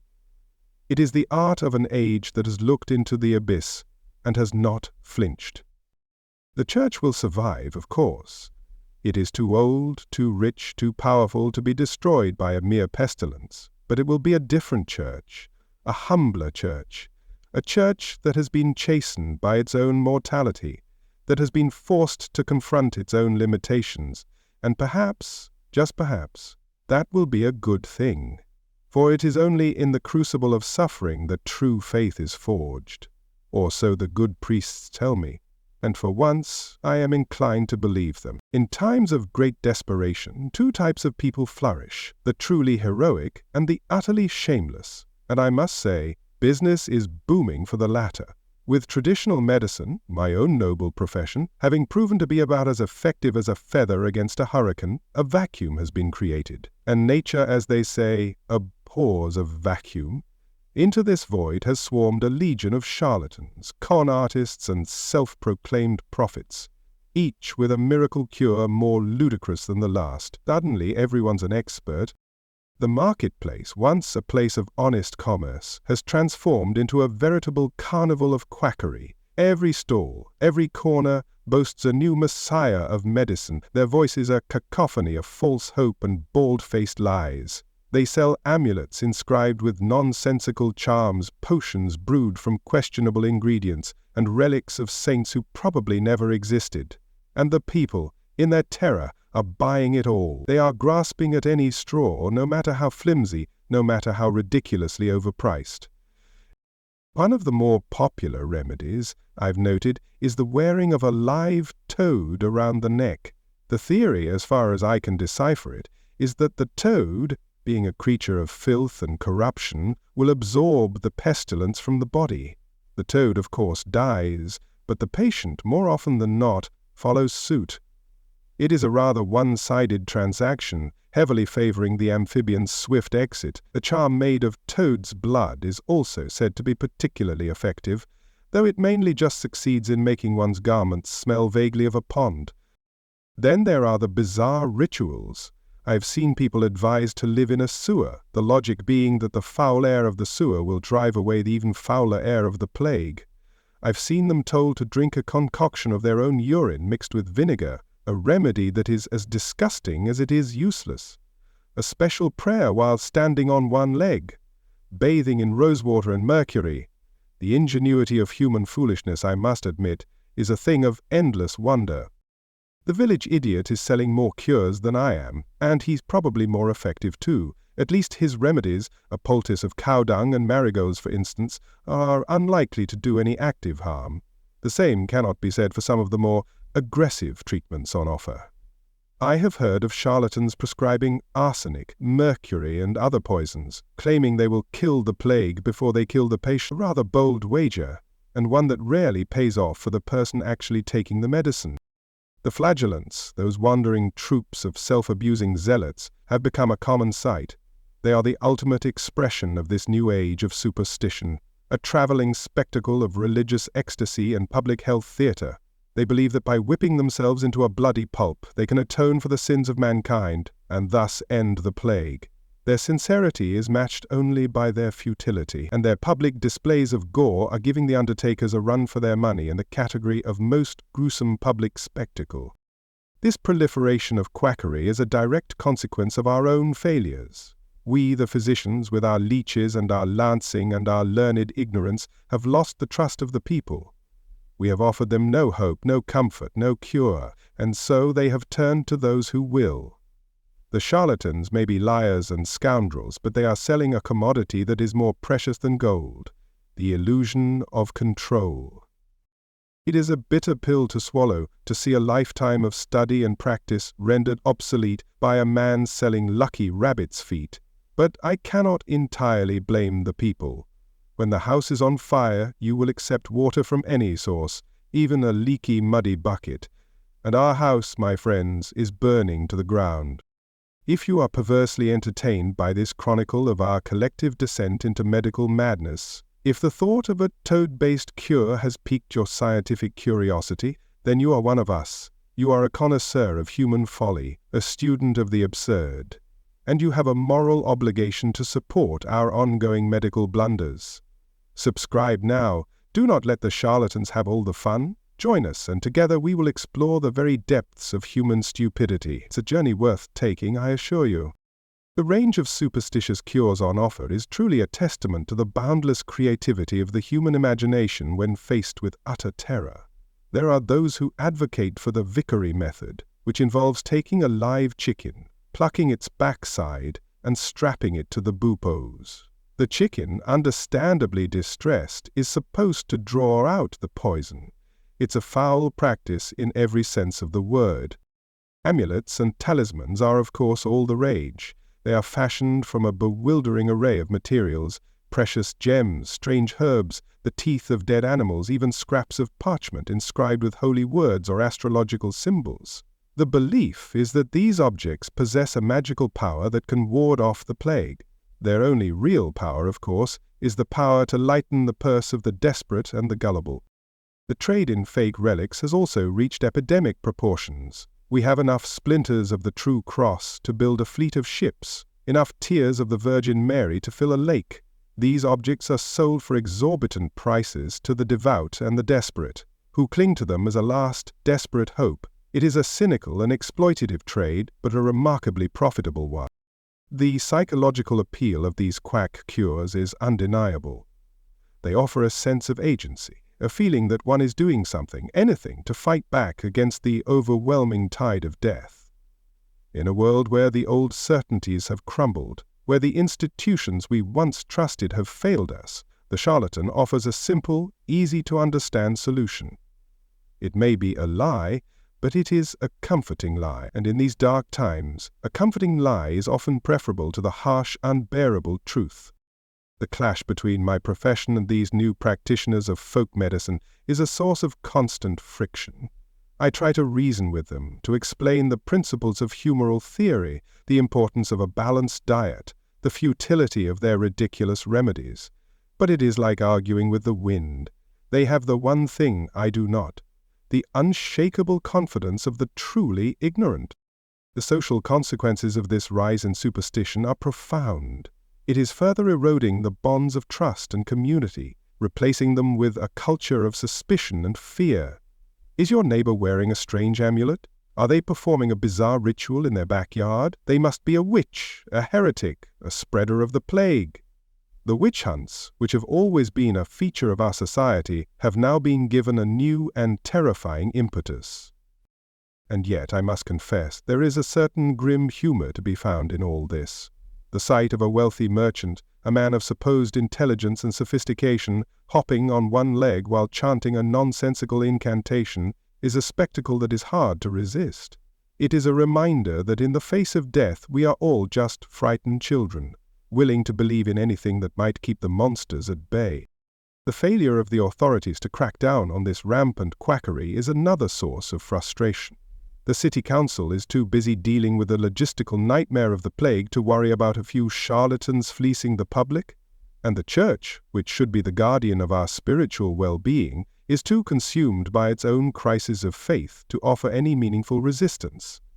And so, the quacks and the con artists are allowed to ply their trade with impunity. The long-term impact of this crisis on the medical profession is a matter of some concern to me. When the plague finally passes, as all things must, will people return to the fold of traditional medicine, or will they have lost all faith in our ability to heal? Will the physician be replaced by the toad-monger, the astrologer, the seller of snake oil? It is a chilling thought, and one that keeps me up at night, more than the plague itself sometimes. If you are still with me, if you have not run screaming into the night at the thought of a chicken-based cure, then you are a true student of the human condition.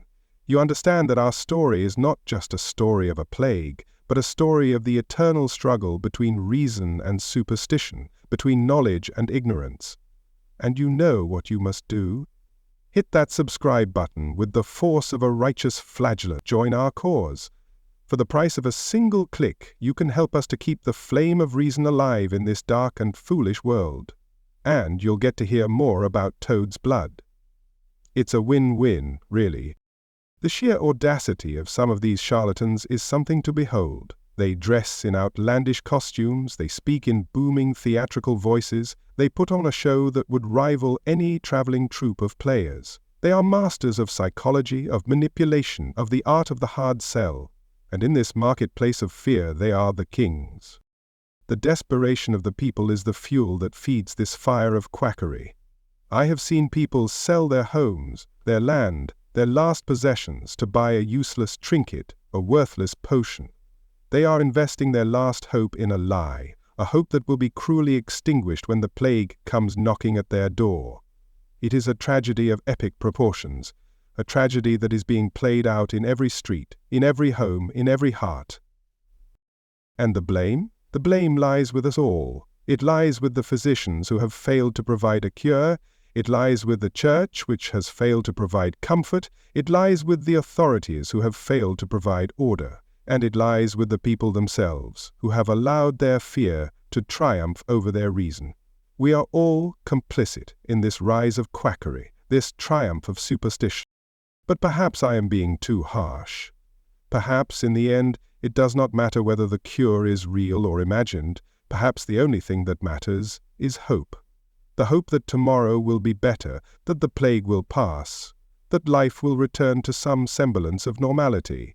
And if a charlatan can sell that hope, even for a fleeting moment, then who am I to say that his work is entirely without merit? Controversial thought, I know. But these are controversial times. Of the few of us who remain, we have become something other than human. We are specters of healing, grim reapers in reverse, navigating the blighted streets like wraiths on a battlefield. We have adopted a new persona, a new uniform, born of desperation and a flimsy understanding of contagion. It is a costume for the end of the world, a macabre fashion statement for the apocalypse. And it is as useless as it is terrifying. We don the long waxed leather cloaks, a futile attempt to shield our bodies from the miasma, the foul air that we believe carries the pestilence. The leather is stiff and heavy, and it traps the heat, turning our daily rounds into a sweltering ordeal. We smell faintly of wax and our own sweat, a less than pleasant aroma that is still a significant improvement on the ambient stench of the city. And the mask. Ah, the mask. While the truly iconic beaked monstrosity is a thing of the future, we have our own primitive versions. We fashion masks from cloth and leather, with long snouts that we stuff with aromatic herbs, mint, cloves, camphor, wormwood. The theory is that these fragrant herbs will purify the air before it reaches our delicate lungs. The reality is that it just makes the world smell like a strange and pungent pottery. It's an olfactory assault, but one we willingly endure. We put on our masks, stuffed with herbs. Looks ridiculous, smells, well, it smells, but it keeps the sick at arm's length. Or it makes them laugh, one of the two, usually the latter, before the cough sets in. The glass eyepieces, set into the leather, give us a strange, insect-like appearance. They protect our eyes from the miasma and also from the despair in the eyes of the dying. It is easier to be a physician when you cannot see the full extent of the suffering you are failing to alleviate. The emotional detachment is not a choice, it is a necessity. To feel the full weight of the tragedy that surrounds us would be to go mad. So we have cultivated a professional coldness, a clinical distance. We are no longer men, we are instruments of a futile and failing medicine. We observe, we diagnose, we prescribe our useless remedies, and we move on. There is no time for grief, no room for empathy. There is only the work, and the work is endless. This persona, this grim, anonymous figure, has a profound effect on our patients. Some see us as saviors, as angels of mercy in a world abandoned by God. They cling to us, they beg us for a cure. They kiss the hem of our filthy cloaks. Others see us as harbingers of death, as vultures who follow the scent of decay. They curse us, they spit at us, they throw things at us from their windows. It is a mixed reception, to say the least. The isolation of the plague doctor is a unique and terrible thing. We are surrounded by people, yet we are utterly alone. We are untouchables, pariahs, men set apart by our proximity to the plague. We cannot embrace our loved ones. We cannot share a meal with our friends. We cannot even attend Mass with our fellow citizens. We are ghosts in our own lives, living in a self-imposed quarantine of the soul. And the fear, oh, the fear! It is a constant companion, a cold, hard knot in the pit of the stomach. Every patient we touch, every breath we take, is a gamble. We examine our own bodies for the telltale signs of the plague, a slight fever, a tender spot in the groin, a new and unfamiliar ache. We live on a knife's edge, suspended between our duty and our own survival. It is an exhausting and terrifying way to live. If you're enjoying this macabre fashion statement, if the thought of a herb-stuffed beak and a soul full of despair appeals to your darker sensibilities, then please, for the love of all that is unholy, subscribe. Do not let our sartorial sacrifices go in vain. Join our little band of the damned, and together we can explore the very latest in apocalyptic couture. You won't find a more stylish or more depressing channel anywhere else, I promise you that.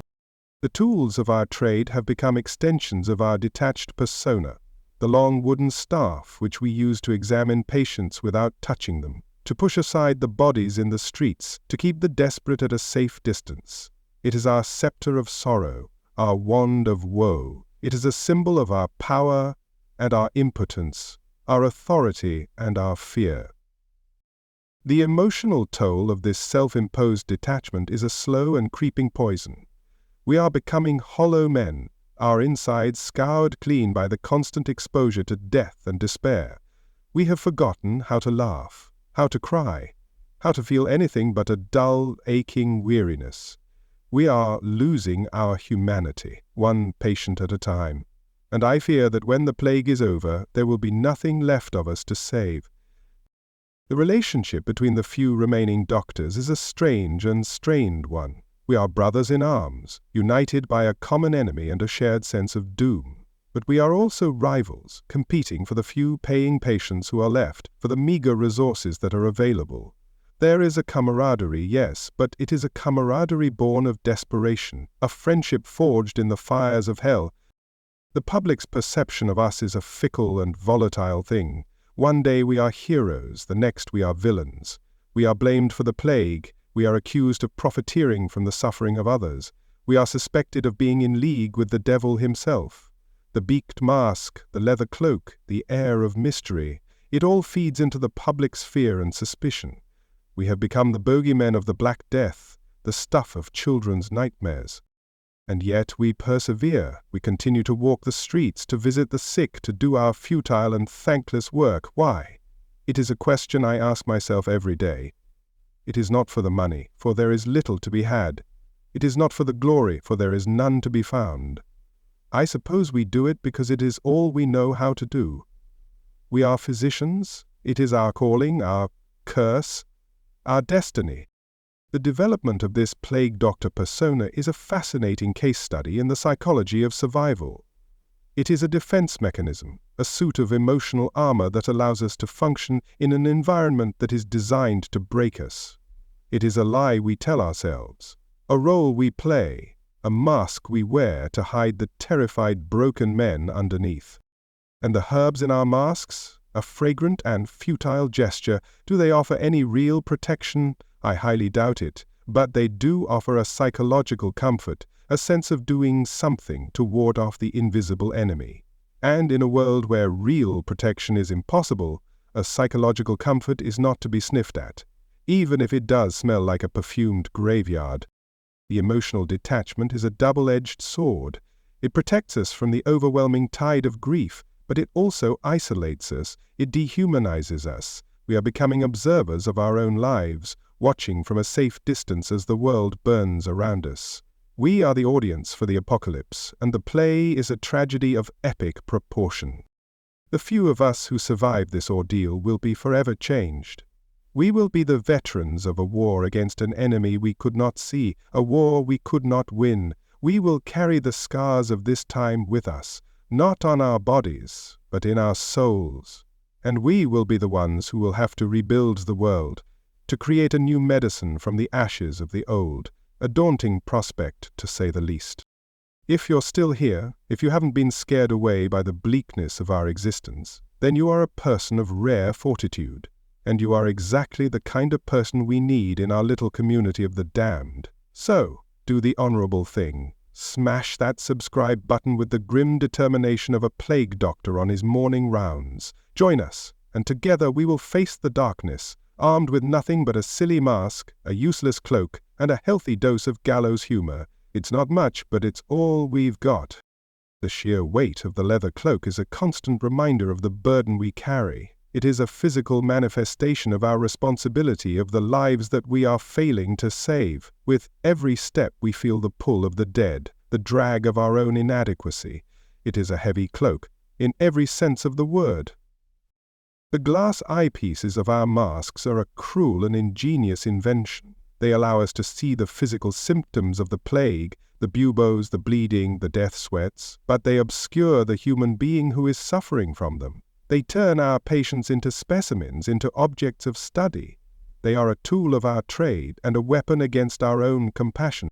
The silence within the mask is a strange and unsettling thing. It muffles the sounds of the outside world, the cries of the dying, the tolling of the bells. It creates a small, private world of our own, a world of stale herbs and the sound of our own breathing. It is a sanctuary and a prison, a refuge and a tomb. The persona of the plague doctor is a performance, a piece of theatre. We are actors on a stage of death, playing the part of the healer, the wise man, the man of science. But it is a part we are ill-suited for, a script we have not memorized, and the audience, our patients, are a tough crowd. They are not easily fooled by our costumes and our props. They know, as we do, that we are all just improvising, making it up as we go along. And when the day is done, when we return to our empty homes, we take off the mask, we shed the persona, and we are left with ourselves, with the raw, unfiltered reality of what we have seen, what we have done, what we have failed to do. And that, my friends, is the most terrifying part of all, for there is no mask that can protect us from ourselves. Beyond the immediate horrors of the buboes and the pyres, a strange and unsettling transformation is taking place. The very foundations of our world are shifting, cracking under the immense pressure of the great dying. It is a quiet revolution, a revolution not of swords and banners, but of empty fields and silent workshops. The plague is not just killing people, it is killing a way of life, and in its wake, a new and unpredictable world is struggling to be born. The most profound change is the simplest and the most brutal, the sheer lack of people. The farmers are gone, the blacksmiths are gone, the weavers, the masons, the scribes, all gone. Entire villages have been wiped from the map, their homes standing empty, their fields returning to wilderness. The once bustling arteries of commerce are now quiet country lanes. We have become a world of ghosts, haunted by the memory of a time when there were enough hands to do the work. This catastrophic labor shortage has had a rather peculiar and unforeseen consequence: the sudden and dramatic rise in the value of labor.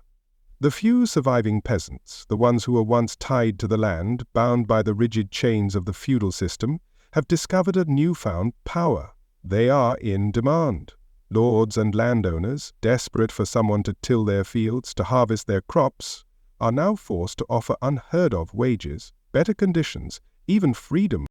The old order is crumbling. The feudal bonds which have held our society together for centuries are snapping one by one. A peasant can now leave his lord's manor in search of a better offer, a freedom that was once unthinkable. Land is cheap, labor is priceless. It is a world turned upside down. A world where the serf has become the master, and the lord is forced to beg for his services. Who knew wholesale death could be good for the economy? A very dark market, that.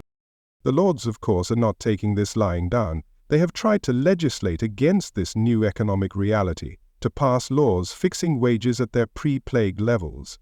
But it is like trying to build a dam with sand. The laws are ignored, they are circumvented, they are laughed at.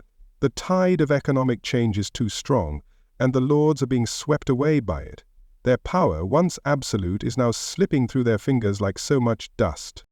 This newfound wealth, this sudden social mobility, has had a curious effect on the surviving peasants. They are buying land, they are wearing fine clothes, they are eating better food than they have ever eaten in their lives. They are, in short, behaving like the very lords they once served. It is a strange and unsettling sight to see a man who once tilled the soil, now sitting in the manor house, drinking his lord's wine, a revolution of the most unexpected kind. But this new prosperity is a fragile and precarious thing. It is a prosperity built on the bones of the dead, a wealth fertilized by the ashes of the plague, and there is a sense of unease, a feeling that this cannot last. The wheel of fortune has turned, but it can just as easily turn back again. For now, however, the survivors are enjoying their moment in the sun, a brief and golden age born of a dark and terrible time. The impact on the cities has been equally profound. The guilds, once powerful institutions that controlled every aspect of their respective trades, have been decimated. They are struggling to find new members, to train new apprentices, to maintain their standards. The old ways of doing things, the long apprenticeships, the rigid hierarchies, they are all being swept away by the tide of necessity. This has opened up opportunities for those who were once excluded from the guilds, the women, the foreigners, the unfree. They are now finding work in trades that were once closed to them, their skills and their labor suddenly in high demand. The plague, it seems, is a rather aggressive agent of social change. It has done more to break down the old barriers in a few short years than centuries of social progress. If you find these grim economic lessons, this morbid analysis of supply and demand in a time of apocalypse, strangely compelling, then you are a person of rare and discerning intellect. You understand that history is not just about kings and battles, but about the quiet, relentless forces that shape our world, and you know what to do. Keep the grim economic lessons coming, like and subscribe. You won't find a more cheerful or more insightful analysis of the economics of mass death anywhere else. The abandonment of the fields has had a predictable and devastating impact on our food supply. With fewer hands to sow and to reap, the harvests are smaller, the granaries are emptier. The price of food has skyrocketed, and famine, that old and familiar ghost, is once again stalking the land. It is a cruel irony that in a world with so few people, there is still not enough food to go around. The landscape itself is changing. The neat and orderly fields of the old world are being replaced by a wild and untamed wilderness. Forests are reclaiming the land that was once cleared for agriculture. Wolves, once a rare and distant threat, are now a common sight, even on the outskirts of our cities. Nature, it seems, is taking back what was once hers, and we are too weak, too few, to stop her. The psychological impact of this social and economic rupture is a subtle and insidious thing. We are a people who have lost our bearings, our sense of place in the world. The old certainties are gone. The old hierarchies have been shattered. We are adrift in a sea of change, and we do not know where the currents will take us. It is a time of great opportunity but also of great anxiety. The rise of a new class of wealthy peasants has created new social tensions. The old nobility, what is left of it, looks upon these nouveaux riches with a mixture of contempt and fear. They see them as vulgar, as upstarts, as a threat to their own fragile status, and the peasants, for their part, are not always gracious in their newfound prosperity. They are often arrogant, ostentatious, and eager to flaunt their wealth. It is a recipe for conflict, a conflict that is simmering just beneath the surface of our society. The Church, already weakened by its own internal crisis, is struggling to adapt to this new social reality. It has lost much of its land, much of its wealth, much of its power, and it is struggling to find a new role for itself in a world that is no longer content to blindly follow its dictates. The age of faith is dying, and the age of commerce is being born. And the Church, it seems, is on the wrong side of history. The long-term consequences of this economic and social rupture will be profound. The plague has set in motion a chain of events that will reshape our world in ways we cannot yet imagine. The decline of feudalism, the rise of a market economy, the emergence of a new social order. These are the seeds of a new world, a world that will be born from the ashes of the old. It is a painful and bloody birth, but a birth nonetheless. And we, the survivors, we are the midwives of this new world. We are the ones who will have to navigate the treacherous currents of change, who will have to build a new society from the ruins of the old. It is a daunting task, a responsibility that weighs heavily upon us, but it is also a great and terrible privilege. We are the witnesses to the end of an era and the architects of the beginning of another. I often wonder what future historians will make of this time.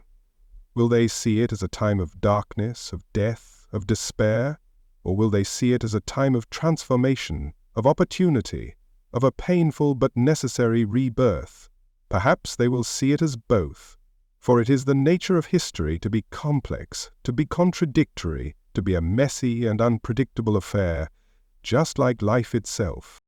If this whirlwind tour through the socio-economic chaos of the 14th century has not given you a splitting headache, if you find yourself strangely invigorated by the creative destruction of it all, then you are a true student of history, and you have a solemn duty to subscribe. Do not shirk your responsibility. Hit that subscribe button with the righteous fury of a peasant demanding higher wages. Join our cause, and together we will make sense of this mad and beautiful world. The sheer scale of the redistribution of wealth is a thing to behold. Fortunes have been made and lost overnight. Inheritances have passed through half a dozen hands in as many months as the plague has claimed one heir after another. Lawyers and notaries are doing a brisk trade, their quills scratching away as they document the transfer of property from the dead to the lucky few who remain. The art and architecture of our time are beginning to reflect this new social reality. The grand cathedrals, the imposing castles, the monuments to the power of the old order. They are being replaced by the more modest but no less impressive homes of the newly wealthy merchants and peasants. It is a more democratic art, a more human-scale architecture, a reflection of a world where power is no longer concentrated in the hands of a few, but is beginning to be shared among the many. The language itself is changing. The old feudal terms of address, the elaborate and deferential forms of speech, they are being replaced by a more direct, more egalitarian way of talking. The peasant no longer doffs his cap to the lord. The apprentice no longer bows to the master. It is a small thing, perhaps, but it is a sign of a profound shift in the way we see ourselves and our place in the world. The plague has been a great teacher. It has taught us about the fragility of life, about the folly of human pride, about the illusion of our own permanence.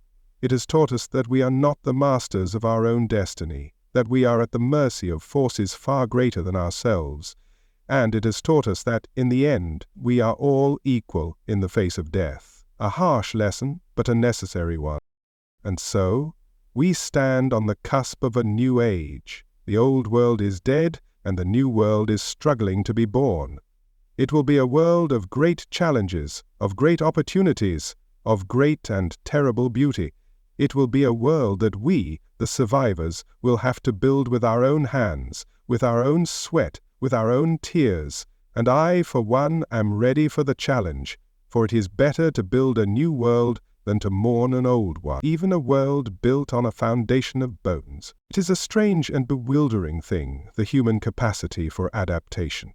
You would think that in a world so thoroughly saturated with death, a world of plague pits and burning bodies, that we would all have succumbed to madness and despair, and many have. But for those of us who remain, a new and peculiar kind of normality has begun to take root, a grim resilience, a stubborn refusal to simply lie down and die. We live amongst the dead. We eat, we sleep, we try not to cough. We go about our daily routines with a kind of dogged determination, a sense that to stop moving is to invite the plague to take us. The baker still bakes his bread, though he has fewer customers to sell it to. The blacksmith still hammers at his anvil, though the rhythm is slower now, more contemplative. We are a city of ghosts going through the motions of life, a pantomime of normality in a world that is anything but. The gallows humor has become our lingua franca, our common tongue. We tell jokes, very dark jokes, jokes about the buboes, about the death carts, about the sheer mind-numbing absurdity of it all. Laughter, we have discovered, is a potent medicine. It does not cure the plague, of course, but it does, for a fleeting moment, make the unbearable bearable. It is a small act of defiance, a way of spitting in the eye of the apocalypse. We have developed a whole new etiquette for these dark times. We no longer shake hands, we no longer embrace. We keep a polite and fearful distance from one another. We have learned to read the subtle signs of the plague, the slight tremor in a hand, the faint flush on a cheek. We are all amateur physicians now, our diagnostic skills honed by the constant threat of infection. The small acts of resistance have become our daily bread. To plant a flower in a window box, to sing a song in a deserted street, to share a loaf of bread with a starving neighbor. These are the things that keep us human. They are a declaration of war on the despair, a testament to the enduring power of hope. They are small candles of defiance in a vast and overwhelming darkness. It's not living, exactly, more like waiting, but with slightly better bread for the moment. The scarcity of bakers has, paradoxically, improved the quality of their product, a small but not insignificant consolation. We have become connoisseurs of the small pleasures, the fleeting moments of joy that punctuate the long, monotonous days of waiting. A cup of good wine, a clear sky, the sound of a child's laughter, these are the things we now live for. The desperate clinging to routines is a sight to behold. I have a neighbor who sweeps his front step every morning, without fail. Even as the death cart rumbles past, even as the smoke from the pyres darkens the sky, he is there with his broom, sweeping away the dust and the debris of a dying world. It is his small act of defiance, his way of imposing order on chaos. And in a strange way, I find it comforting. The children, those who have survived, have adapted with a resilience that is both heartbreaking and inspiring. They play in the deserted streets, their games a macabre reflection of the world they now inhabit. They play Plague Doctor, they play Bring Out Your Dead. They have incorporated the horror into their world, they have normalized it. It is a testament to the incredible adaptability of the human spirit and a rather grim indictment of the world we have bequeathed them.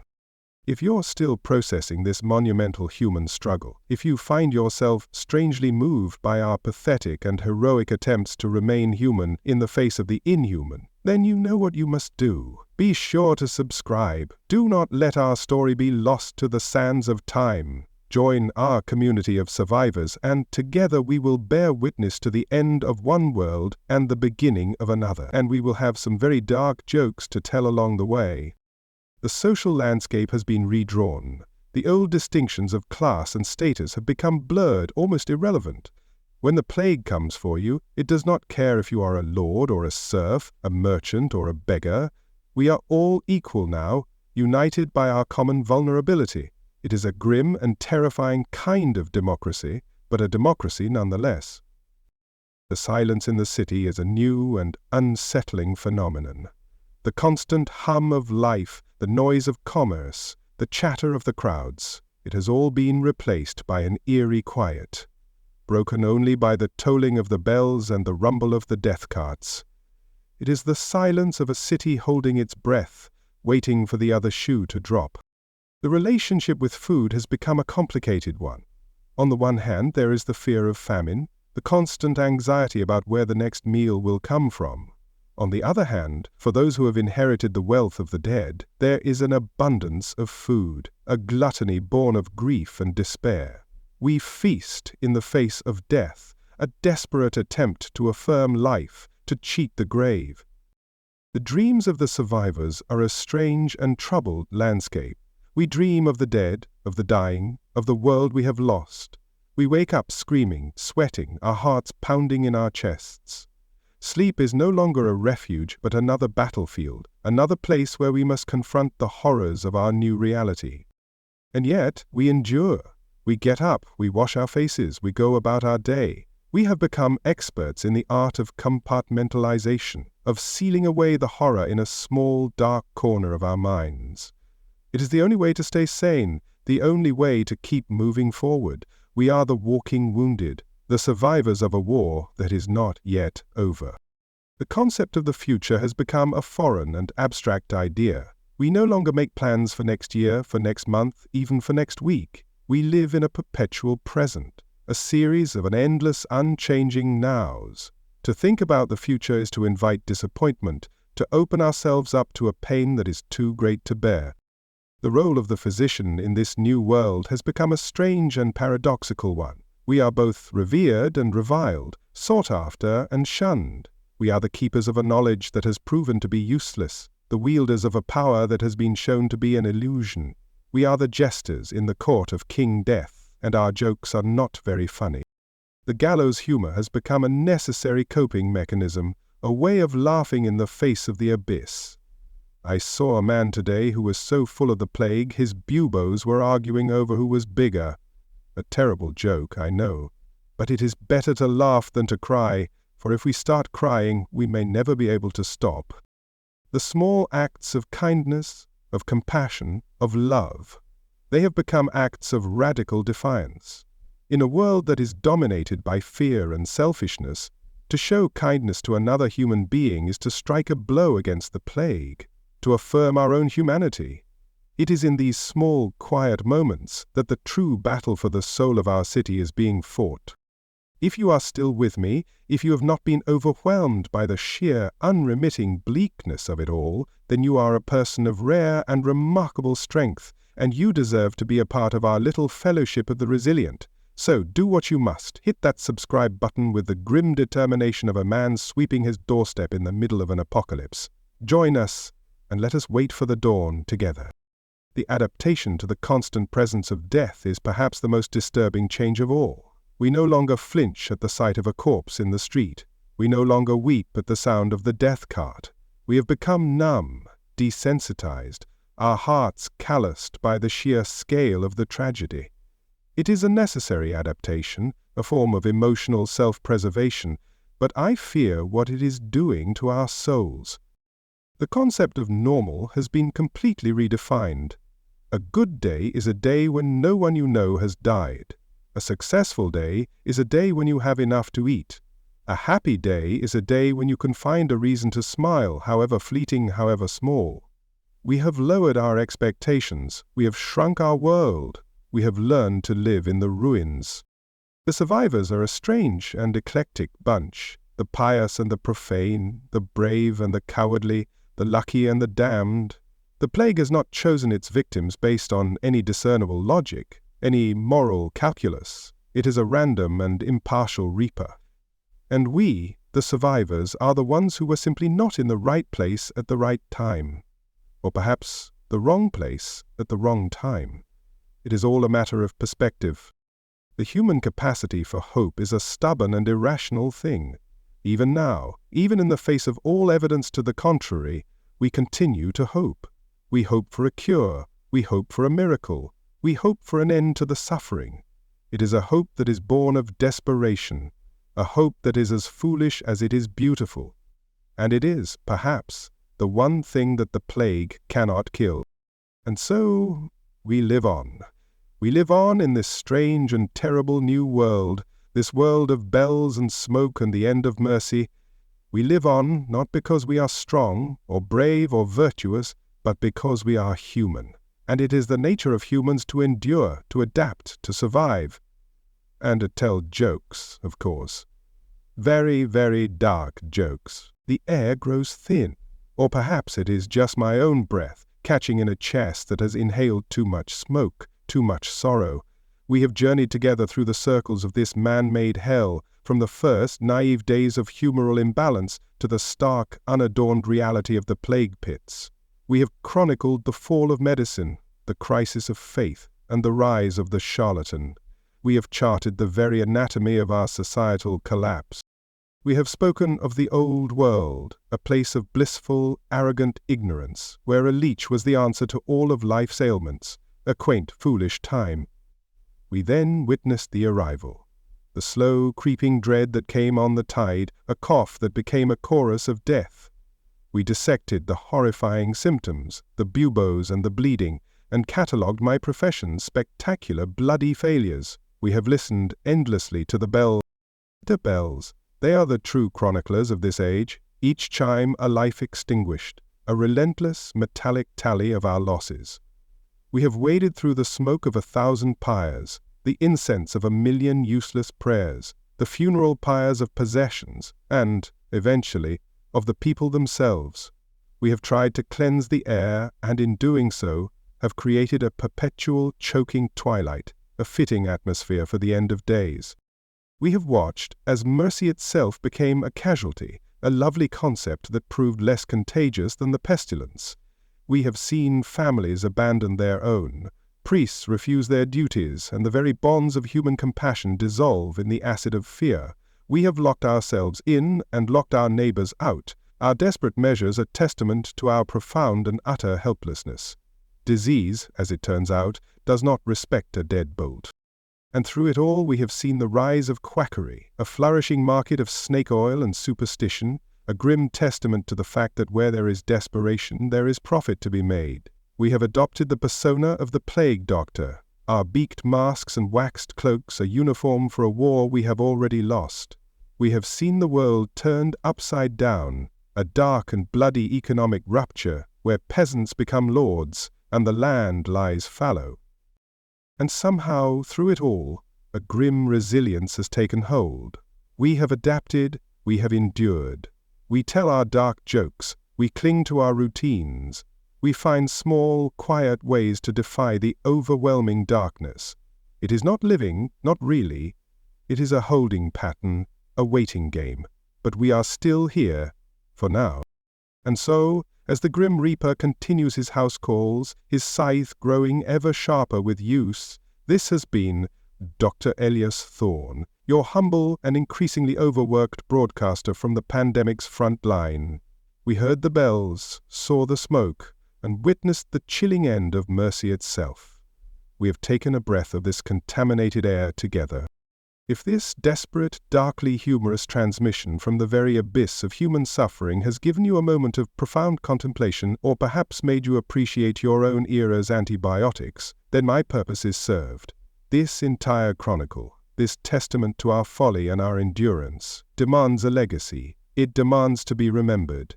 Keep listening, keep questioning, and for the sake of all that still breathes, keep that subscribe button pressed. Do it now. It is the most important act of remembrance you can perform, because even when the world dies, the stories, and the occasional gallows laugh, persist.